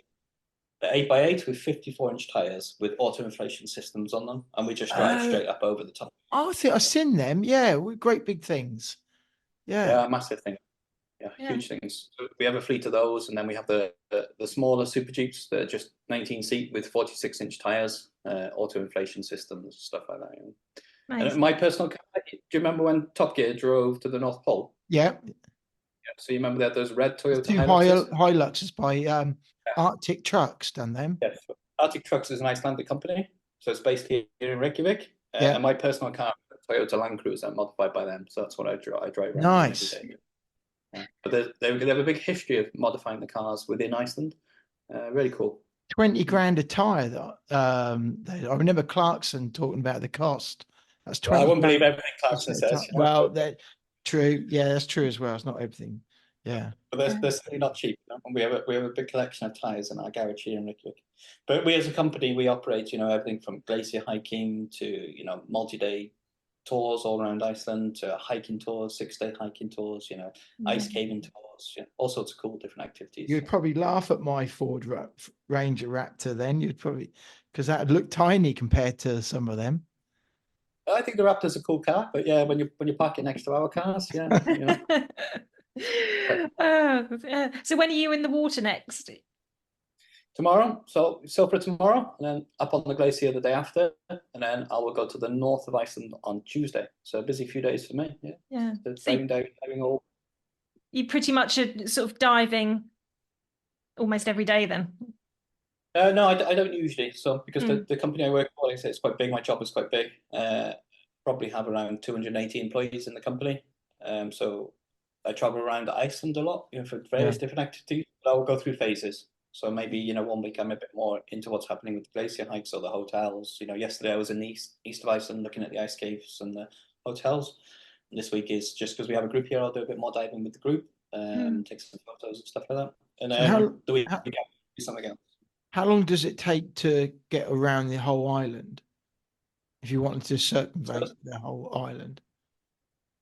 So we offer a sightseeing tour every day. That's 6 days. So it's 5 nights and 6 days. I think that's a pretty good amount of time. You can take 10 days if you want. If I'm doing it for diving, I'll do it over 10 days. So we have a trip that leaves today, and it's a 10-day ring road dive tour of Iceland, which is why I'm going to be a bit busy over the next week. So for diving, 10 days. But if you just want to go sightseeing, see all the waterfalls, go on a glacier, go whale watching, maybe 6 days is enough. Yeah. No, that sounds From good. the UK, it's really easy, isn't it? So I fly a lot to Luton and to Manchester, and you could fly to Luton for £39. From Reykjavik. It takes 2.5 hours. So it's easy for British people. Yeah, it's very accessible. Yeah. It is. Yeah. Yeah, I've heard it 'cause I've seen a lot of like hikers, they hire camper vans in Iceland and do the circuit. But is it expensive when you're there to eat, and what's I mean, I've been here that long, you kind of become a bit desensitized to it, yeah. maybe. I think that's right, but it's certainly not a cheap country, It's Mm. not a treat. But I always recommend people come, from now and pretty much until October. You've got 24-hour daylight. So Yeah. come for a relatively shorter period of time and just go for it. Yeah. Go all, you can be out doing, you can be out hiking in the middle of the night and the sun will still be up, So just really make the most of the time and have a very, high activity, highly intensive trip to Iceland. It's not somewhere you want to come for a 2-week holiday and check into a luxury hotel for 2 weeks and plan to do nothing for 5 days. You need to make the most of the No, time. too much to see. Yeah, it Yeah. almost sounds like an amazing playground and adventure park, doesn't it? It's just It is, So my nephew is 10 years old, and I brought him to Iceland with my big brother, I said, Steve, just come to Iceland, see how it is. And, he never really been anywhere, too exotic before. And all of a sudden I've got him in a super Jeep, I've got him on a glacier. I took him to see an active volcano. We took him in a river that's hot. It's just like a river flowing through a valley, and the river is hot and you bathe in it, all this kind of stuff, No way. I know that he went back to school on the Monday, and the teacher was like, "What did you do at the weekend, Johnny? What did you do, Tommy? What did you do? Oscar, what did you do?" He's like, "I saw an active volcano. I sat in a hot river." And the teacher was like, "I'll be telling lies in school." Where they think they're the country or the store, though. I went to Iceland at the weekend. Exactly. It's a really interesting place, But for me as a diver and a photographer, that's one of the reasons it keeps me here. Yeah. So I always tell people about dive show photography. You guys go to the dive show, walk around the show, have a look at everyone's stands. Almost every photo is the same. It's a manta ray, or it's a shark, or it's a whale, or it's a dolphin in blue water, blah, blah, blah, blah, blah. Come to my stand, and you're going to see stuff that's different, I've got photos of me diving inside a glacier with a frozen waterfall. I got photos of wolffish. I got photos of hydrothermal vents, all these crazy photos that are just like nobody else has at the dive show. And that's what keeps me interested in diving. And not just diving, underwater photography here. Every time I dive, there's a new opportunity for a different type of photo. Yeah. So it's a very cool place for that. Yeah. Yeah. And for people listening in the UK, very easy to get to as well. And it's not like it's a yeah, and it's not like it's a 2-week trip or, a big long haul flight either. So no, that's definitely got its advantages. Yeah. Very easy. I've got one photo I'm dying to take in Iceland that I've tried to take many times though. So an over-under photo where it's half land, half underwater photography. Oh yeah, I've been trying to take one of these many times of the northern lights above Sulphur. Sulphur with the dive beneath and the northern lights above. So it's like a long exposure on the top and artificially lit. So that's my number one must-take photo. But I've been there many times in the winter in the middle of the night and set up a camera on a tripod and it's -20 and one hand is in the water and one hand's doing this and, all your fingers start to get frozen and the camera gets frozen up and, all sorts of funny things happening when you're trying to do it. Yeah. But, that would be a pretty cool underwater photo to take with the northern lights above it. Yeah.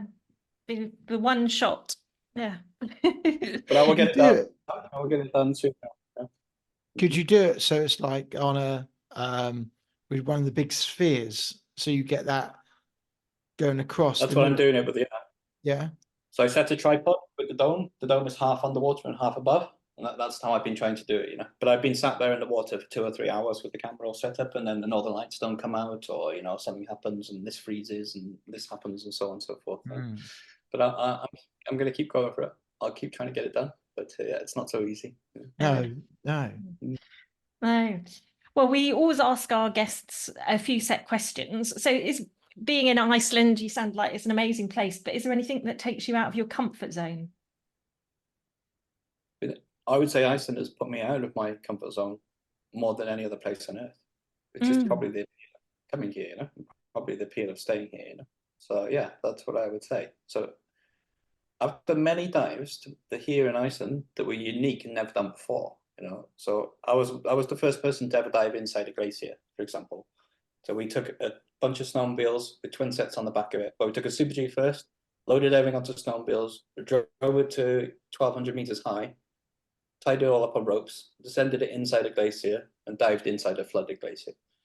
So like go down a crevasse, kind of like Yeah, kind of like that, you know. So we had to lower all the equipment down Yeah. into it, and then we got inside, and it was flooded with crystal clear water, and it was completely pitch black because it's covered, you know. So I lit it all up with off-camera lights like we discussed before, and then there was a frozen waterfall inside the flooded ice cave. Wow. So doing stuff like that puts me well and truly outside my comfort zone, gets the heart racing, but gives you the most incredible opportunities as well, you know. So I would say Iceland as a country often pushes you in your limits, you know. Yeah. Like tomorrow, where I'm going to go tomorrow, I'm going to attempt, you know, I might have to end up ice climbing, you know, with crampons and all sorts of stuff whilst carrying my tank, you know, to head over the glacier to get to this pool. You know, I'm scared of heights and all kinds of stuff like that, but I'll probably have to be lowered down into the water on a rope system, you know, with crampons on and try and put my fins on and, you know, go and shoot the pool in the glacier. So yeah, if you want to be pushed, Iceland's a pretty good place for you, you know. Oh gosh, they're incredible. Okay, another question we like to ask is if you could take 3 people diving, and any from history or maybe someone from the family or whoever, who would you like to take and why? So absolutely, without any question of doubt, number 1 and 2 would be my 2 nephews. Yeah. So I'm very lucky to have a 10-year-old and a 6-year-old nephew. I think they're the coolest kids going. I love to be the controversial uncle. You know, I have no children or anything like that. So I love to go and visit them. I love to buy them gifts that both give them great amount of joy and really annoy my older brother. That's the objective whenever I'm giving them gifts. But to take those 2 guys diving would just be incredible. And hopefully I will achieve that at some point, you know. But one from history, you know, I would have always loved to have dived with Jacques Cousteau, personally, you know, back in the day and seeing what he did, you know. What would he have made of Iceland? Exactly, you know, and he's a controversial figure in diving, you know, because he was a little bit rebellious. And by today's standards, a lot of the stuff he did, you may say they were completely ridiculous, you know, when we talk more about conservation and stuff like that today, you know. But I would love to take him diving today, and I would love to ask him how it compares to the past. That's what I would really like to know. Because the one thing I love to discuss when I meet people who've been diving for much, much longer than me is how were things in the past, you know? Because I've dived in all over the world, in the very best locations all over the world. You know, I've been to Raja Ampat many times, all over the Caribbean, everywhere. I may think the places I go are good, but how do they compare to they were in the past, you know? And just how much damage have we done to the world and the marine life that we see, you know? So I would love to dive in for that reason, just so I can compare it to how it is, you know? So that's the main reason. For the 2 younger kids, it's about inspiring the future generations, you know? And, you know, making them realize just how important the underwater world is as well. I like that. That's very good. Yeah, no, very, very good answers. And then our final question, if you had a billboard that you could put out to the entire world, you could put an image on it, a video, a message, what would you put on your billboard and why? I mean, it would definitely have to be something photo-based for me, but an area of photography that I'm the weakest in is conservation photography, you know? So I think it's important that we can share what we see underwater with people to try and get the conservation message out there, you know? And I've taken amazing photos of like sharks and stuff like that. But in some ways, when you take these type of photos, they make people think things are better than they are, you know? So if you take incredible photos of sharks, you can do it, but it's super hard to come by these encounters and experiences. So I would like to get some photos that actually show the other side of diving and show all the negative things that we see, you know, show the plastic, show the problems with that, and get that message across to the people above the land of the problems that we're causing every day with diving, you know. So I would probably, you know, try and shoot a series of images that reflected the problems that we see underwater, you know, rather than just the good things that we see, you know. And I've always said with my own personal photography, a lot of what I shoot is not for people like me and you. It's for people who've never been underwater.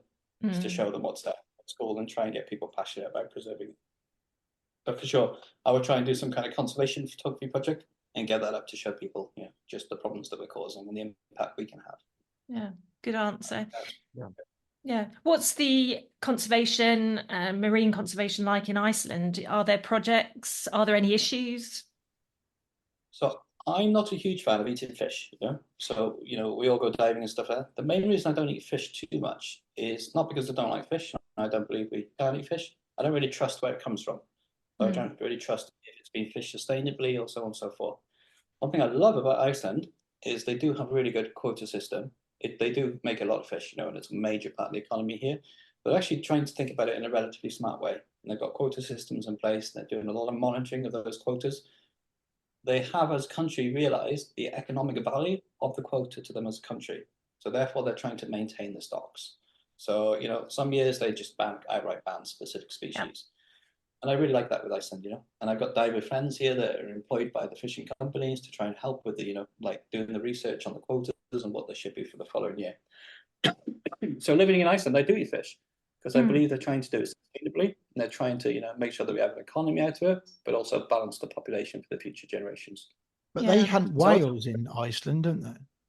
But this is a very contentious issue in Iceland, Yeah, it is. So there's one guy left in Iceland, a very old school guy, who, continues to maintain his permit to hunt whales, But last year, 2 years ago, he didn't hunt at all. Last year, he got banned twice.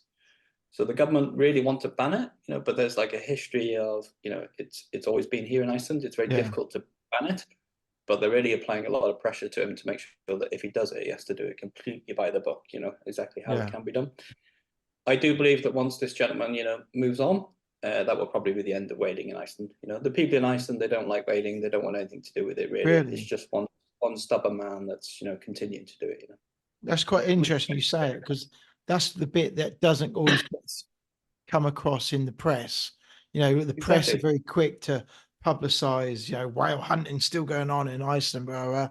And, it's quite interesting here to say that the actual, the community are against it as well now. And the government stopped this individual twice last year. They did, So yeah, and it shows how the news can blow it out of proportion as well and make it. Can be, yeah. Yeah. The whale population here in Iceland is doing really well, So that's another fantastic thing to see, Like I told you before, you can go to one fjord and see 50 humpback whales in one fjord. We get blue whales here, we get orcas here. We have the biggest population of all year-round orcas in the world, off the Snaefellsnes Peninsula. So the marine life, across Iceland is really, really good, but still a really good fishing community. Yeah. A lot of the villages here, they wouldn't even be there if it wasn't for fishing. Yeah. Like if you go to the Western Islands off the coast of Iceland, the fishing community has built the whole of the island up, And even if you go to watch the local sports team, it's sponsored by the insurance company because of the fishing, so on and so forth. So fishing is integral to Iceland. Yeah. But they know it's important, and they're trying to manage it correctly to ensure that we can continue to fish in the future. Yeah. So that's kind of nice. No, it's good. I work in the seafood industry, and only this last week we heard that the quota had been increased because there's so much fish. So they've been given more, quota because there's such an abundance of, I think it was haddock. Yeah, which is good. It's very good. But as you know from working in the industry, they do change it year on year. So 1 year, all their research, they can say, look, next year is going to be a great year for haddock. Next year is going to be great for pollock. We've had a really good, we've calmed it down, and the population is still very low in Iceland. I think it's somewhere around 380,000 in the whole country. It's a little island up in the north on its own. It's still pretty much pristine, to be honest with you. The whole of the country. And in Iceland, 100% of the energy is renewable. The water is the most magical water you'll ever drink. You can just go to any river, take a glass of water, and just drink it. It's a really cool place to live, and that's reflected in the ocean as well. Yeah, that's good to hear. Really good to hear. Yeah. So if people want to know more about you, where do they find you? And if they're thinking about coming to Iceland, where would you direct them to? So the best place to contact me as an individual is through my Instagram. It's just at Byron_Conroy. So super easy on Instagram. I do write every 2 weeks. We publish our new newsletter with underwater photography tips and all sorts of stuff about diving. We also do every 2 weeks we do a deep dive. So we take some kind of contentious issue with diving, and me and my friend Andy, we write about it based upon our history and knowledge of diving. We try and explain some kind of contentious issue within diving. That comes out every 2 weeks. It's insidescuba.online, and it's completely free to subscribe. It's a non-sponsored, so it's just non-biased news there. So those two for me personally, either through insidescuba.online or my Instagram. And my company website, the best way to look at it is adventures.is, and we also have adventures.com. But if you want to know anything about Iceland specifically, just contact me through my Instagram. My personal email is byron@adventures.com, which is a nice email to have. Super easy email. It is, yeah. And I will answer anything about Iceland, so no problem. But it's not just Iceland for me, it's underwater photography as well. On my Instagram, I try to post one photo every day from somewhere in the world. And it could be anywhere from here to Indonesia, and anywhere in between. So usually I think there's 1,300 photos on there now, one a day. And please feel free to contact me if anyone's got any questions about underwater photography, no matter what level they are at shooting. I'm more than happy to talk to them. Oh, that's really, really good. Yeah. And have you got any future sort of plans, projects coming up that you can talk about?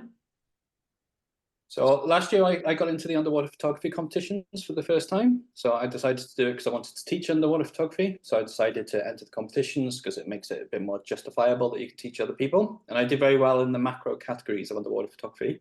But I really would like to win one of the major competitions with a photo taken in Iceland.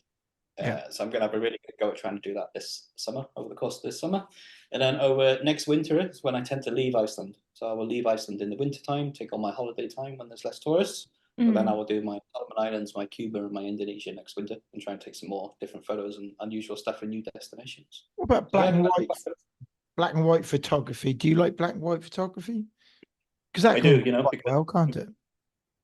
Black and white photography is the purest form of photography because all you're doing is capturing the light, So you're just trying to get a lot of, highlights and shadows and contrast in the image, And I've actually taken a lot of black and white photos as well. So you can see quite a reasonable number of black and white photos on my Instagram. I quite like it as a medium. It's a little bit more artistic, I would say, than the strobe lights. But even though it's black and white, I like to use a lot of lighting in the photos as well, So I can use artificial lighting to create the white highlights of the image, and then use the black and so on and so forth. But yeah, I'm big into black and white. I think it works very well with shipwrecks as long as you use the ambient light correctly with shipwrecks. I think it works very well. Infrared? And it works well. So do you guys know Martin Browan? Probably the best cave photographer in the world. Martin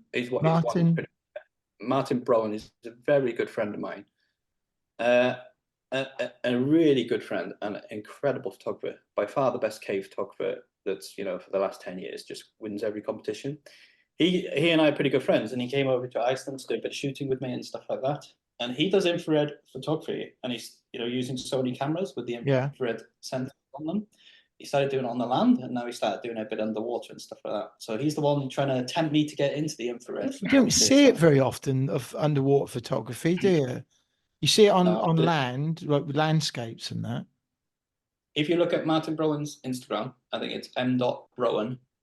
He has the most incredible collection of creative photography you'll probably ever see. And if you go on his website as well, it's just incredible. How are you spelling his surname? Broen. Oh, Ian.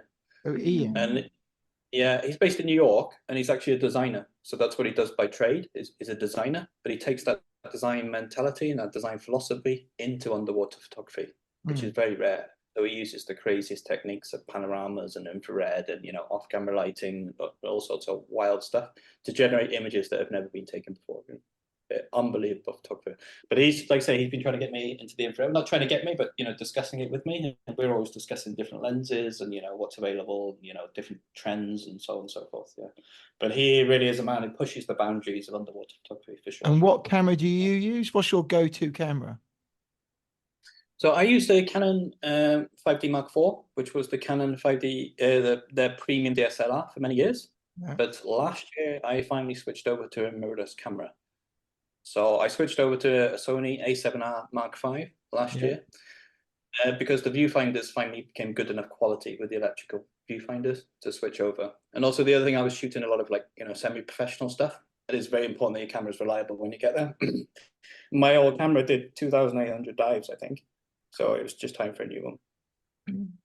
But the image quality, like I tell you, has not improved from the top-end DSLRs to the new mirrorless. The image quality is the same, but the technology is just a better shooter experience, an easier shooting experience. But ultimately, the image quality is kind of the same, really.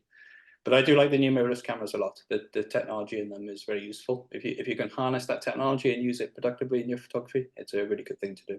Right. And interestingly, with these, because the viewfinder in them now is fully electronic, so basically you're just looking at an LCD screen. But the great thing with that is you can change the settings in the camera, and it will change the exposure of the photo in live view for you, just like compact cameras do. And you can also flip them to black and white mode, for example. So if you're shooting a shipwreck and you want to have a look how it will look in black and white, you can just put the camera in black and white mode. And then it's much easier to understand what's happening with the ambient light and stuff, because you can really see it much clearer with the highlights and shadows. But, so yeah, I really like the new mirrorless cameras. But can't you do that in post-edit? Yeah, but now underwater, you can see how the photo is going to look before, when you're taking it live as you take it, which is super cool. If you get, so the difference between, I just like taking photos and I'm going to be a serious underwater photographer is I'm going there to take a black and white image, and I'm going to wait for the sun to be at this time of day, and I'm going to wait for the sun to be in this position. And, there's a lot of work that goes into it. So to be able to see that finished image live underwater rather than seeing the color version now, if that's what you're going for, it's a very good thing to do. And the main difference with mirrorless cameras as well, remember I told you you're taking two photos. It's your strobe light and the ambient light. When you take them now with the mirrorless camera, you take the shot, the strobes will fire, it will immediately show you the image you just took in the viewfinder. And then you press the shutter halfway down again, and it comes back to just being a viewfinder. So you can see the lighting live underwater. With the DSLRs, you used to have to take it away from your eye, press play on the screen, have a look at the back of the monitor, and you lost all your composition and all that kind of stuff. Now if you've got good buoyancy, you just put your eye to the viewfinder, you never take it away. You just shoot, adjust your lighting, continue looking through it and do it like that. So I really like the mirrorless cameras. If you can use the technology, they're very good. But just remember, the image quality is no better than a DSLR. And if I was new into underwater photography now, looking to get, like a more professional setup, I would 100% buy a secondhand DSLR, because everybody is moving to mirrorless and they're all selling these DSLRs. There's so many of them on the market now. They're such good value and they're incredible cameras. So I would really recommend that people look into that, if they're moving to a more professional setup. Yeah, no, it's good to know. And, even, divers just with a GoPro, or, we've just got one of those Insta 360s to use underwater. And, it just brings a new dimension to diving. Yes, absolutely. Yeah. I still love diving, I might be an underwater photographer, but the reason I love diving is similar to what you're saying. You can decide I'm going to be getting into cave diving for the next year. Then I'm going to get into wreck diving. Then I'm going to get into underwater photography. Then I'm going to get into marine conservation. Then I'm going to go and join ghost nets for a year. There's so many different things you could do underwater, but they're all quite niche, and they all take a bit of time, a bit of dedication to get into, But diver, it's a great way to continue with your hobby. There's always something new to learn and something new to aspire to, and a new goal to have, or a new destination to go to, or a new skill set to learn. Yeah, that's what we say. The diving has so many roads. Yeah, and it keeps you entertained in the hobby. I have a lot of hobbies like cycling and stuff over the years, but the diving keeps working for me because there's always something new to go into. Yeah, I like it. Very, very good hobby. But I still have the love of diving, ultimately, and I still have the love of the marine life and the corals. That's kind of where it all started, and it's still there. And I'm very happy just to go for a dive in the Red Sea at 6 meters with no camera and just watch a fish swimming around. I still think that's a fantastic thing to do. So, got to find the magic in every dive, as Phil Short tells us. I always tell people ask me why do you dive, and I explain to them, think of all the time you spent on the land. You're going hiking, you're going walking around, you're going doing all these kind of things. How many genuine wildlife encounters have you had on the land? There's not many. Maybe you saw a rabbit once, or maybe you saw a fox once. Stuff like that. Every time you dive, you're going to get a genuine wildlife encounter that's on that animal's terms. Yeah. You could just get off the beach anywhere in the UK or any country in the world.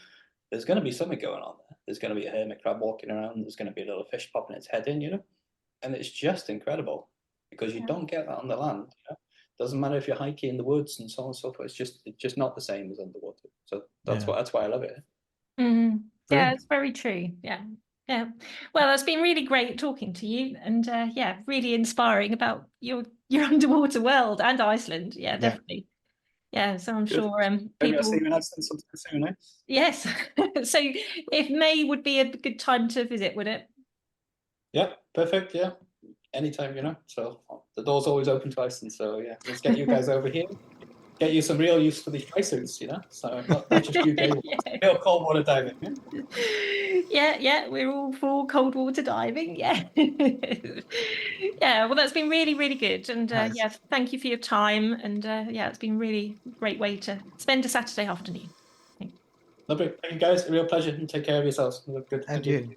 Thank you very much for coming on. Thank you. I want to go to Iceland. I want to go now. Iceland just sounds brilliant, doesn't it? You know, Yeah. being in a big old truck and sulfur. It's not just the diving; it's all of it. Isn't it? Yeah. You see a volcano. When I've never seen a volcano. No. Imagine seeing a volcano. Yeah. And I've seen people on Instagram post about Iceland, and it is like an adventure. I remember flicking through a National Geographic book years ago when I was a kid and looking at these volcanoes and lava, and that was Iceland. I'm sure it was. Yeah, there's the classic, isn't there, the Blue Lagoon, where people, do in that heated thermal spring. But That was a film. Yeah, they're amazing. Oliver Reed, Blue Lagoon. Oh, yes, there were an amazing waterfalls, and then these ice caverns. And one of our previous guests just recently has visited Iceland, Hayley. Oh, yeah. And some of her pictures were just incredible. So, yeah, it'd be interesting to see what her opinion is. But photography is an art, isn't it? And it is an art, and some people pick up that art really quick, don't they, and run with it. And then, the rest of us, we kind of click happy and we pick what's a good one. And it would be great to get better at photography, but there is so much to it, isn't there? It's like another qualification or education. It's like big time, yeah. But Byron, you can see how passionate he is about learning and getting all those components, understanding them inside out to make these amazing photos. I liked what he said, that he enjoys going diving without a camera. And I thought that's because I think sometimes we kind of forget that, and especially being in the social media creation type of industry that we're in, we're always thinking that, right, if you go somewhere, you take a camera. But when did the last time we dive without a camera? And I don't remember. No. And he really brings it back to the roots, doesn't he? And it is about diving. It's a hobby that he enjoys, and he's just added on photography, traveling to bring more experience to it, I guess.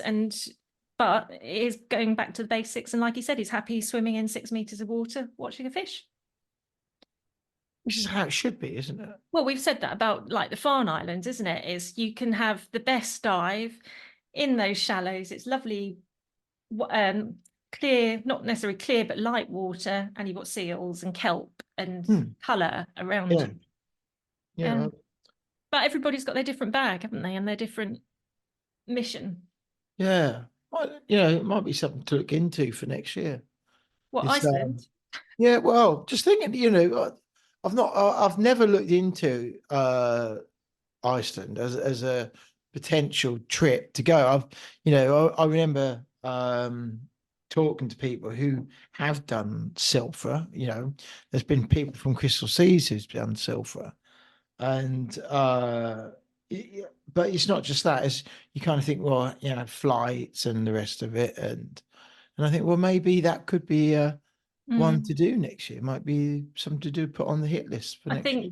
Yeah. I mean, my opinion of, like liveaboards, I just don't want to be, if you don't see a country, you could be anywhere in the world on a boat.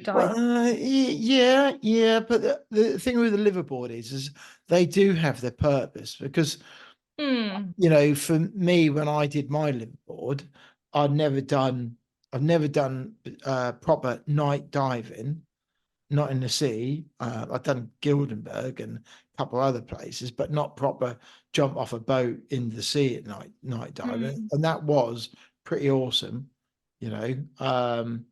and then first time diving off backwards off a rib, not done that before. First time doing a proper drift dive. Yeah. That was awesome. Never seen turtles before and things like that. So there is a lot. I wouldn't write liveaboards off because No, not writing it off. they're good. I Yeah. think they've got their place. But yeah, you don't see the country. You don't. You land in Hagara and That's bang, it. you're on a coach, and then you see a bit as you drive them through, and then you're off. Kick your shoes off, pick your shoes up on the way back, and then you got a night overnight stay potentially in a Marriott before you get on the plane, and that's your lot. Yeah. Whereas a trip to Iceland, you're actually getting involved in a bit of culture, seeing the people, eating their food. So yeah, but everybody's got a different wish list, haven't they? And 10 mil hood. Can we just say that again?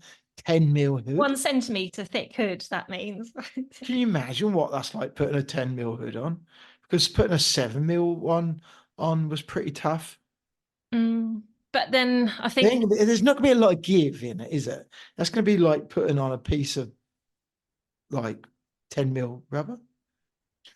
that's what it is. What are you trying to say? Oh, God. Nothing.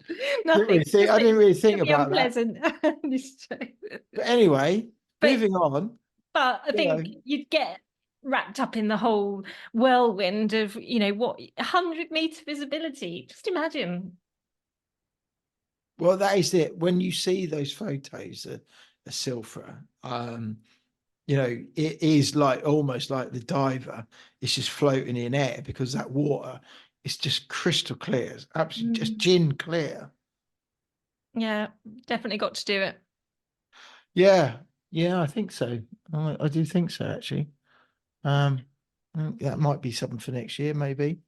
Yeah, May time when these conditions are right and it's getting a bit lighter. I'm just wondering whether I could take the Honeymeister, because that'd be pretty awesome. Yeah, I think it sounds like you can cover it in a week. So 5 days off school, 5 days off work.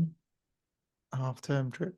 Yeah, there's one at the end of May. So, but yeah, that was certainly look Byron up on Instagram and look at his pictures. And like he said, he is very open and happy for people to contact him with questions, advice, and how good is that? And he wants to inspire another generation of photographers, and that's. If you look at those photos that he's taken and those mirrorless cameras, they are pretty sharp, and the colors are amazing. And it's very similar to when you look at Becky Kagan Scott's, Alex Mustard's, Christina's, Christina's and Kevin's photography. It's all really well shot and use of light.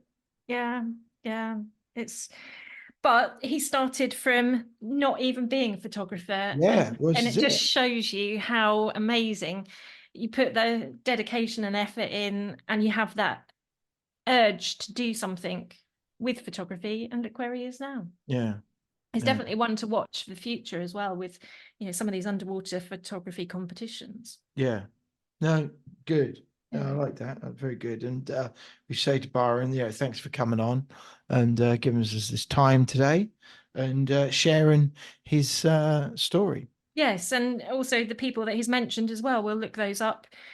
We obviously know Alex Mustard, but this cave photographer, another one to look Did up. you understand what infrared does? No. So infrared is quite interesting because it works the opposite way around. So if you take a photo using an infrared lens, it swaps. So anything that's dark is now white is now black. And it makes it, I saw it's quite a well publicized photo. So somebody took once of a tree and it completely changed it around. And you think well, is that black and white? What's going on? It looks really weird. But it's because it's infrared, it swaps everything all around the opposite way. And it's quite, I haven't seen any underwater ones. It'd be amazing to see what the underwater ones look like. Yeah, it's such a, it's like a science, isn't it? Yeah, but there's also what he said is the bit behind the scenes that when people get these awards for photography, I think the bit you don't often see is all the effort planning the shot. Yeah, together. And that, we'll dive and have the cameras and we'll be click, click, click. But it's a different level. He's planning that shot, isn't he? And like he's trying to get the Northern Lights and the, That's going to be quite difficult, how you do that. I was wondering whether there's something you could rig up with some kind of weight system. But then if it's getting wet the whole time, that's just going to keep freezing, isn't it? It's going to keep, then you got impact, you got ice building up on it because it's getting wet. Yeah. Difficult. Yeah, and knowing that your dry suit's going to stand upright after you get out of it, it's just another level. Yeah. But previous guests, Becky Kagan Scott, she's a big Arctic diver, Antarctica, so it's all possible. It is. Yeah. Well, yeah, exactly. So we want to say thanks for listening. Thanks for downloading this episode. If you haven't heard already, this episode is sponsored by Narked at 90. They are beyond technical. And if you've got anything in the diving world that need to get serviced, or you want to look at new dive computers, they've got these posh new ratio, the iX3M, which we've just done a video on. Look that up, and much, much more. So narkeddat90.com. Yep, and for anything other than ratio dive computers, there is a code Big Scuba 2024 to use for a discount. Should be live for people to use. Yeah. So until then, I think this was the Big Scuba Podcast. Now that does wrap up today's episode of the Big Scuba Podcast. But if you want to hear more from the podcast, make sure you hit that subscribe or follow button depending on what platform you are listening on. That way you will never miss an episode from us. But if you are listening on Apple Podcasts and did enjoy what you heard today, we would really appreciate it if you head to the show page to leave a 5-star rating and review. It really does help us. If you do, please take a screenshot of that review and send it to us on Instagram, and we'll give you a shout out to say a big thank you. If you have any questions for us or anything that has been mentioned in today's episode, be sure to reach out to us on any of our social media platforms or send us an email. The links are in the show notes. We will get back to you no matter what. If you have made it to this point in the episode, we both want to say a big, big thank you for tuning in, and we'll see you on the next episode.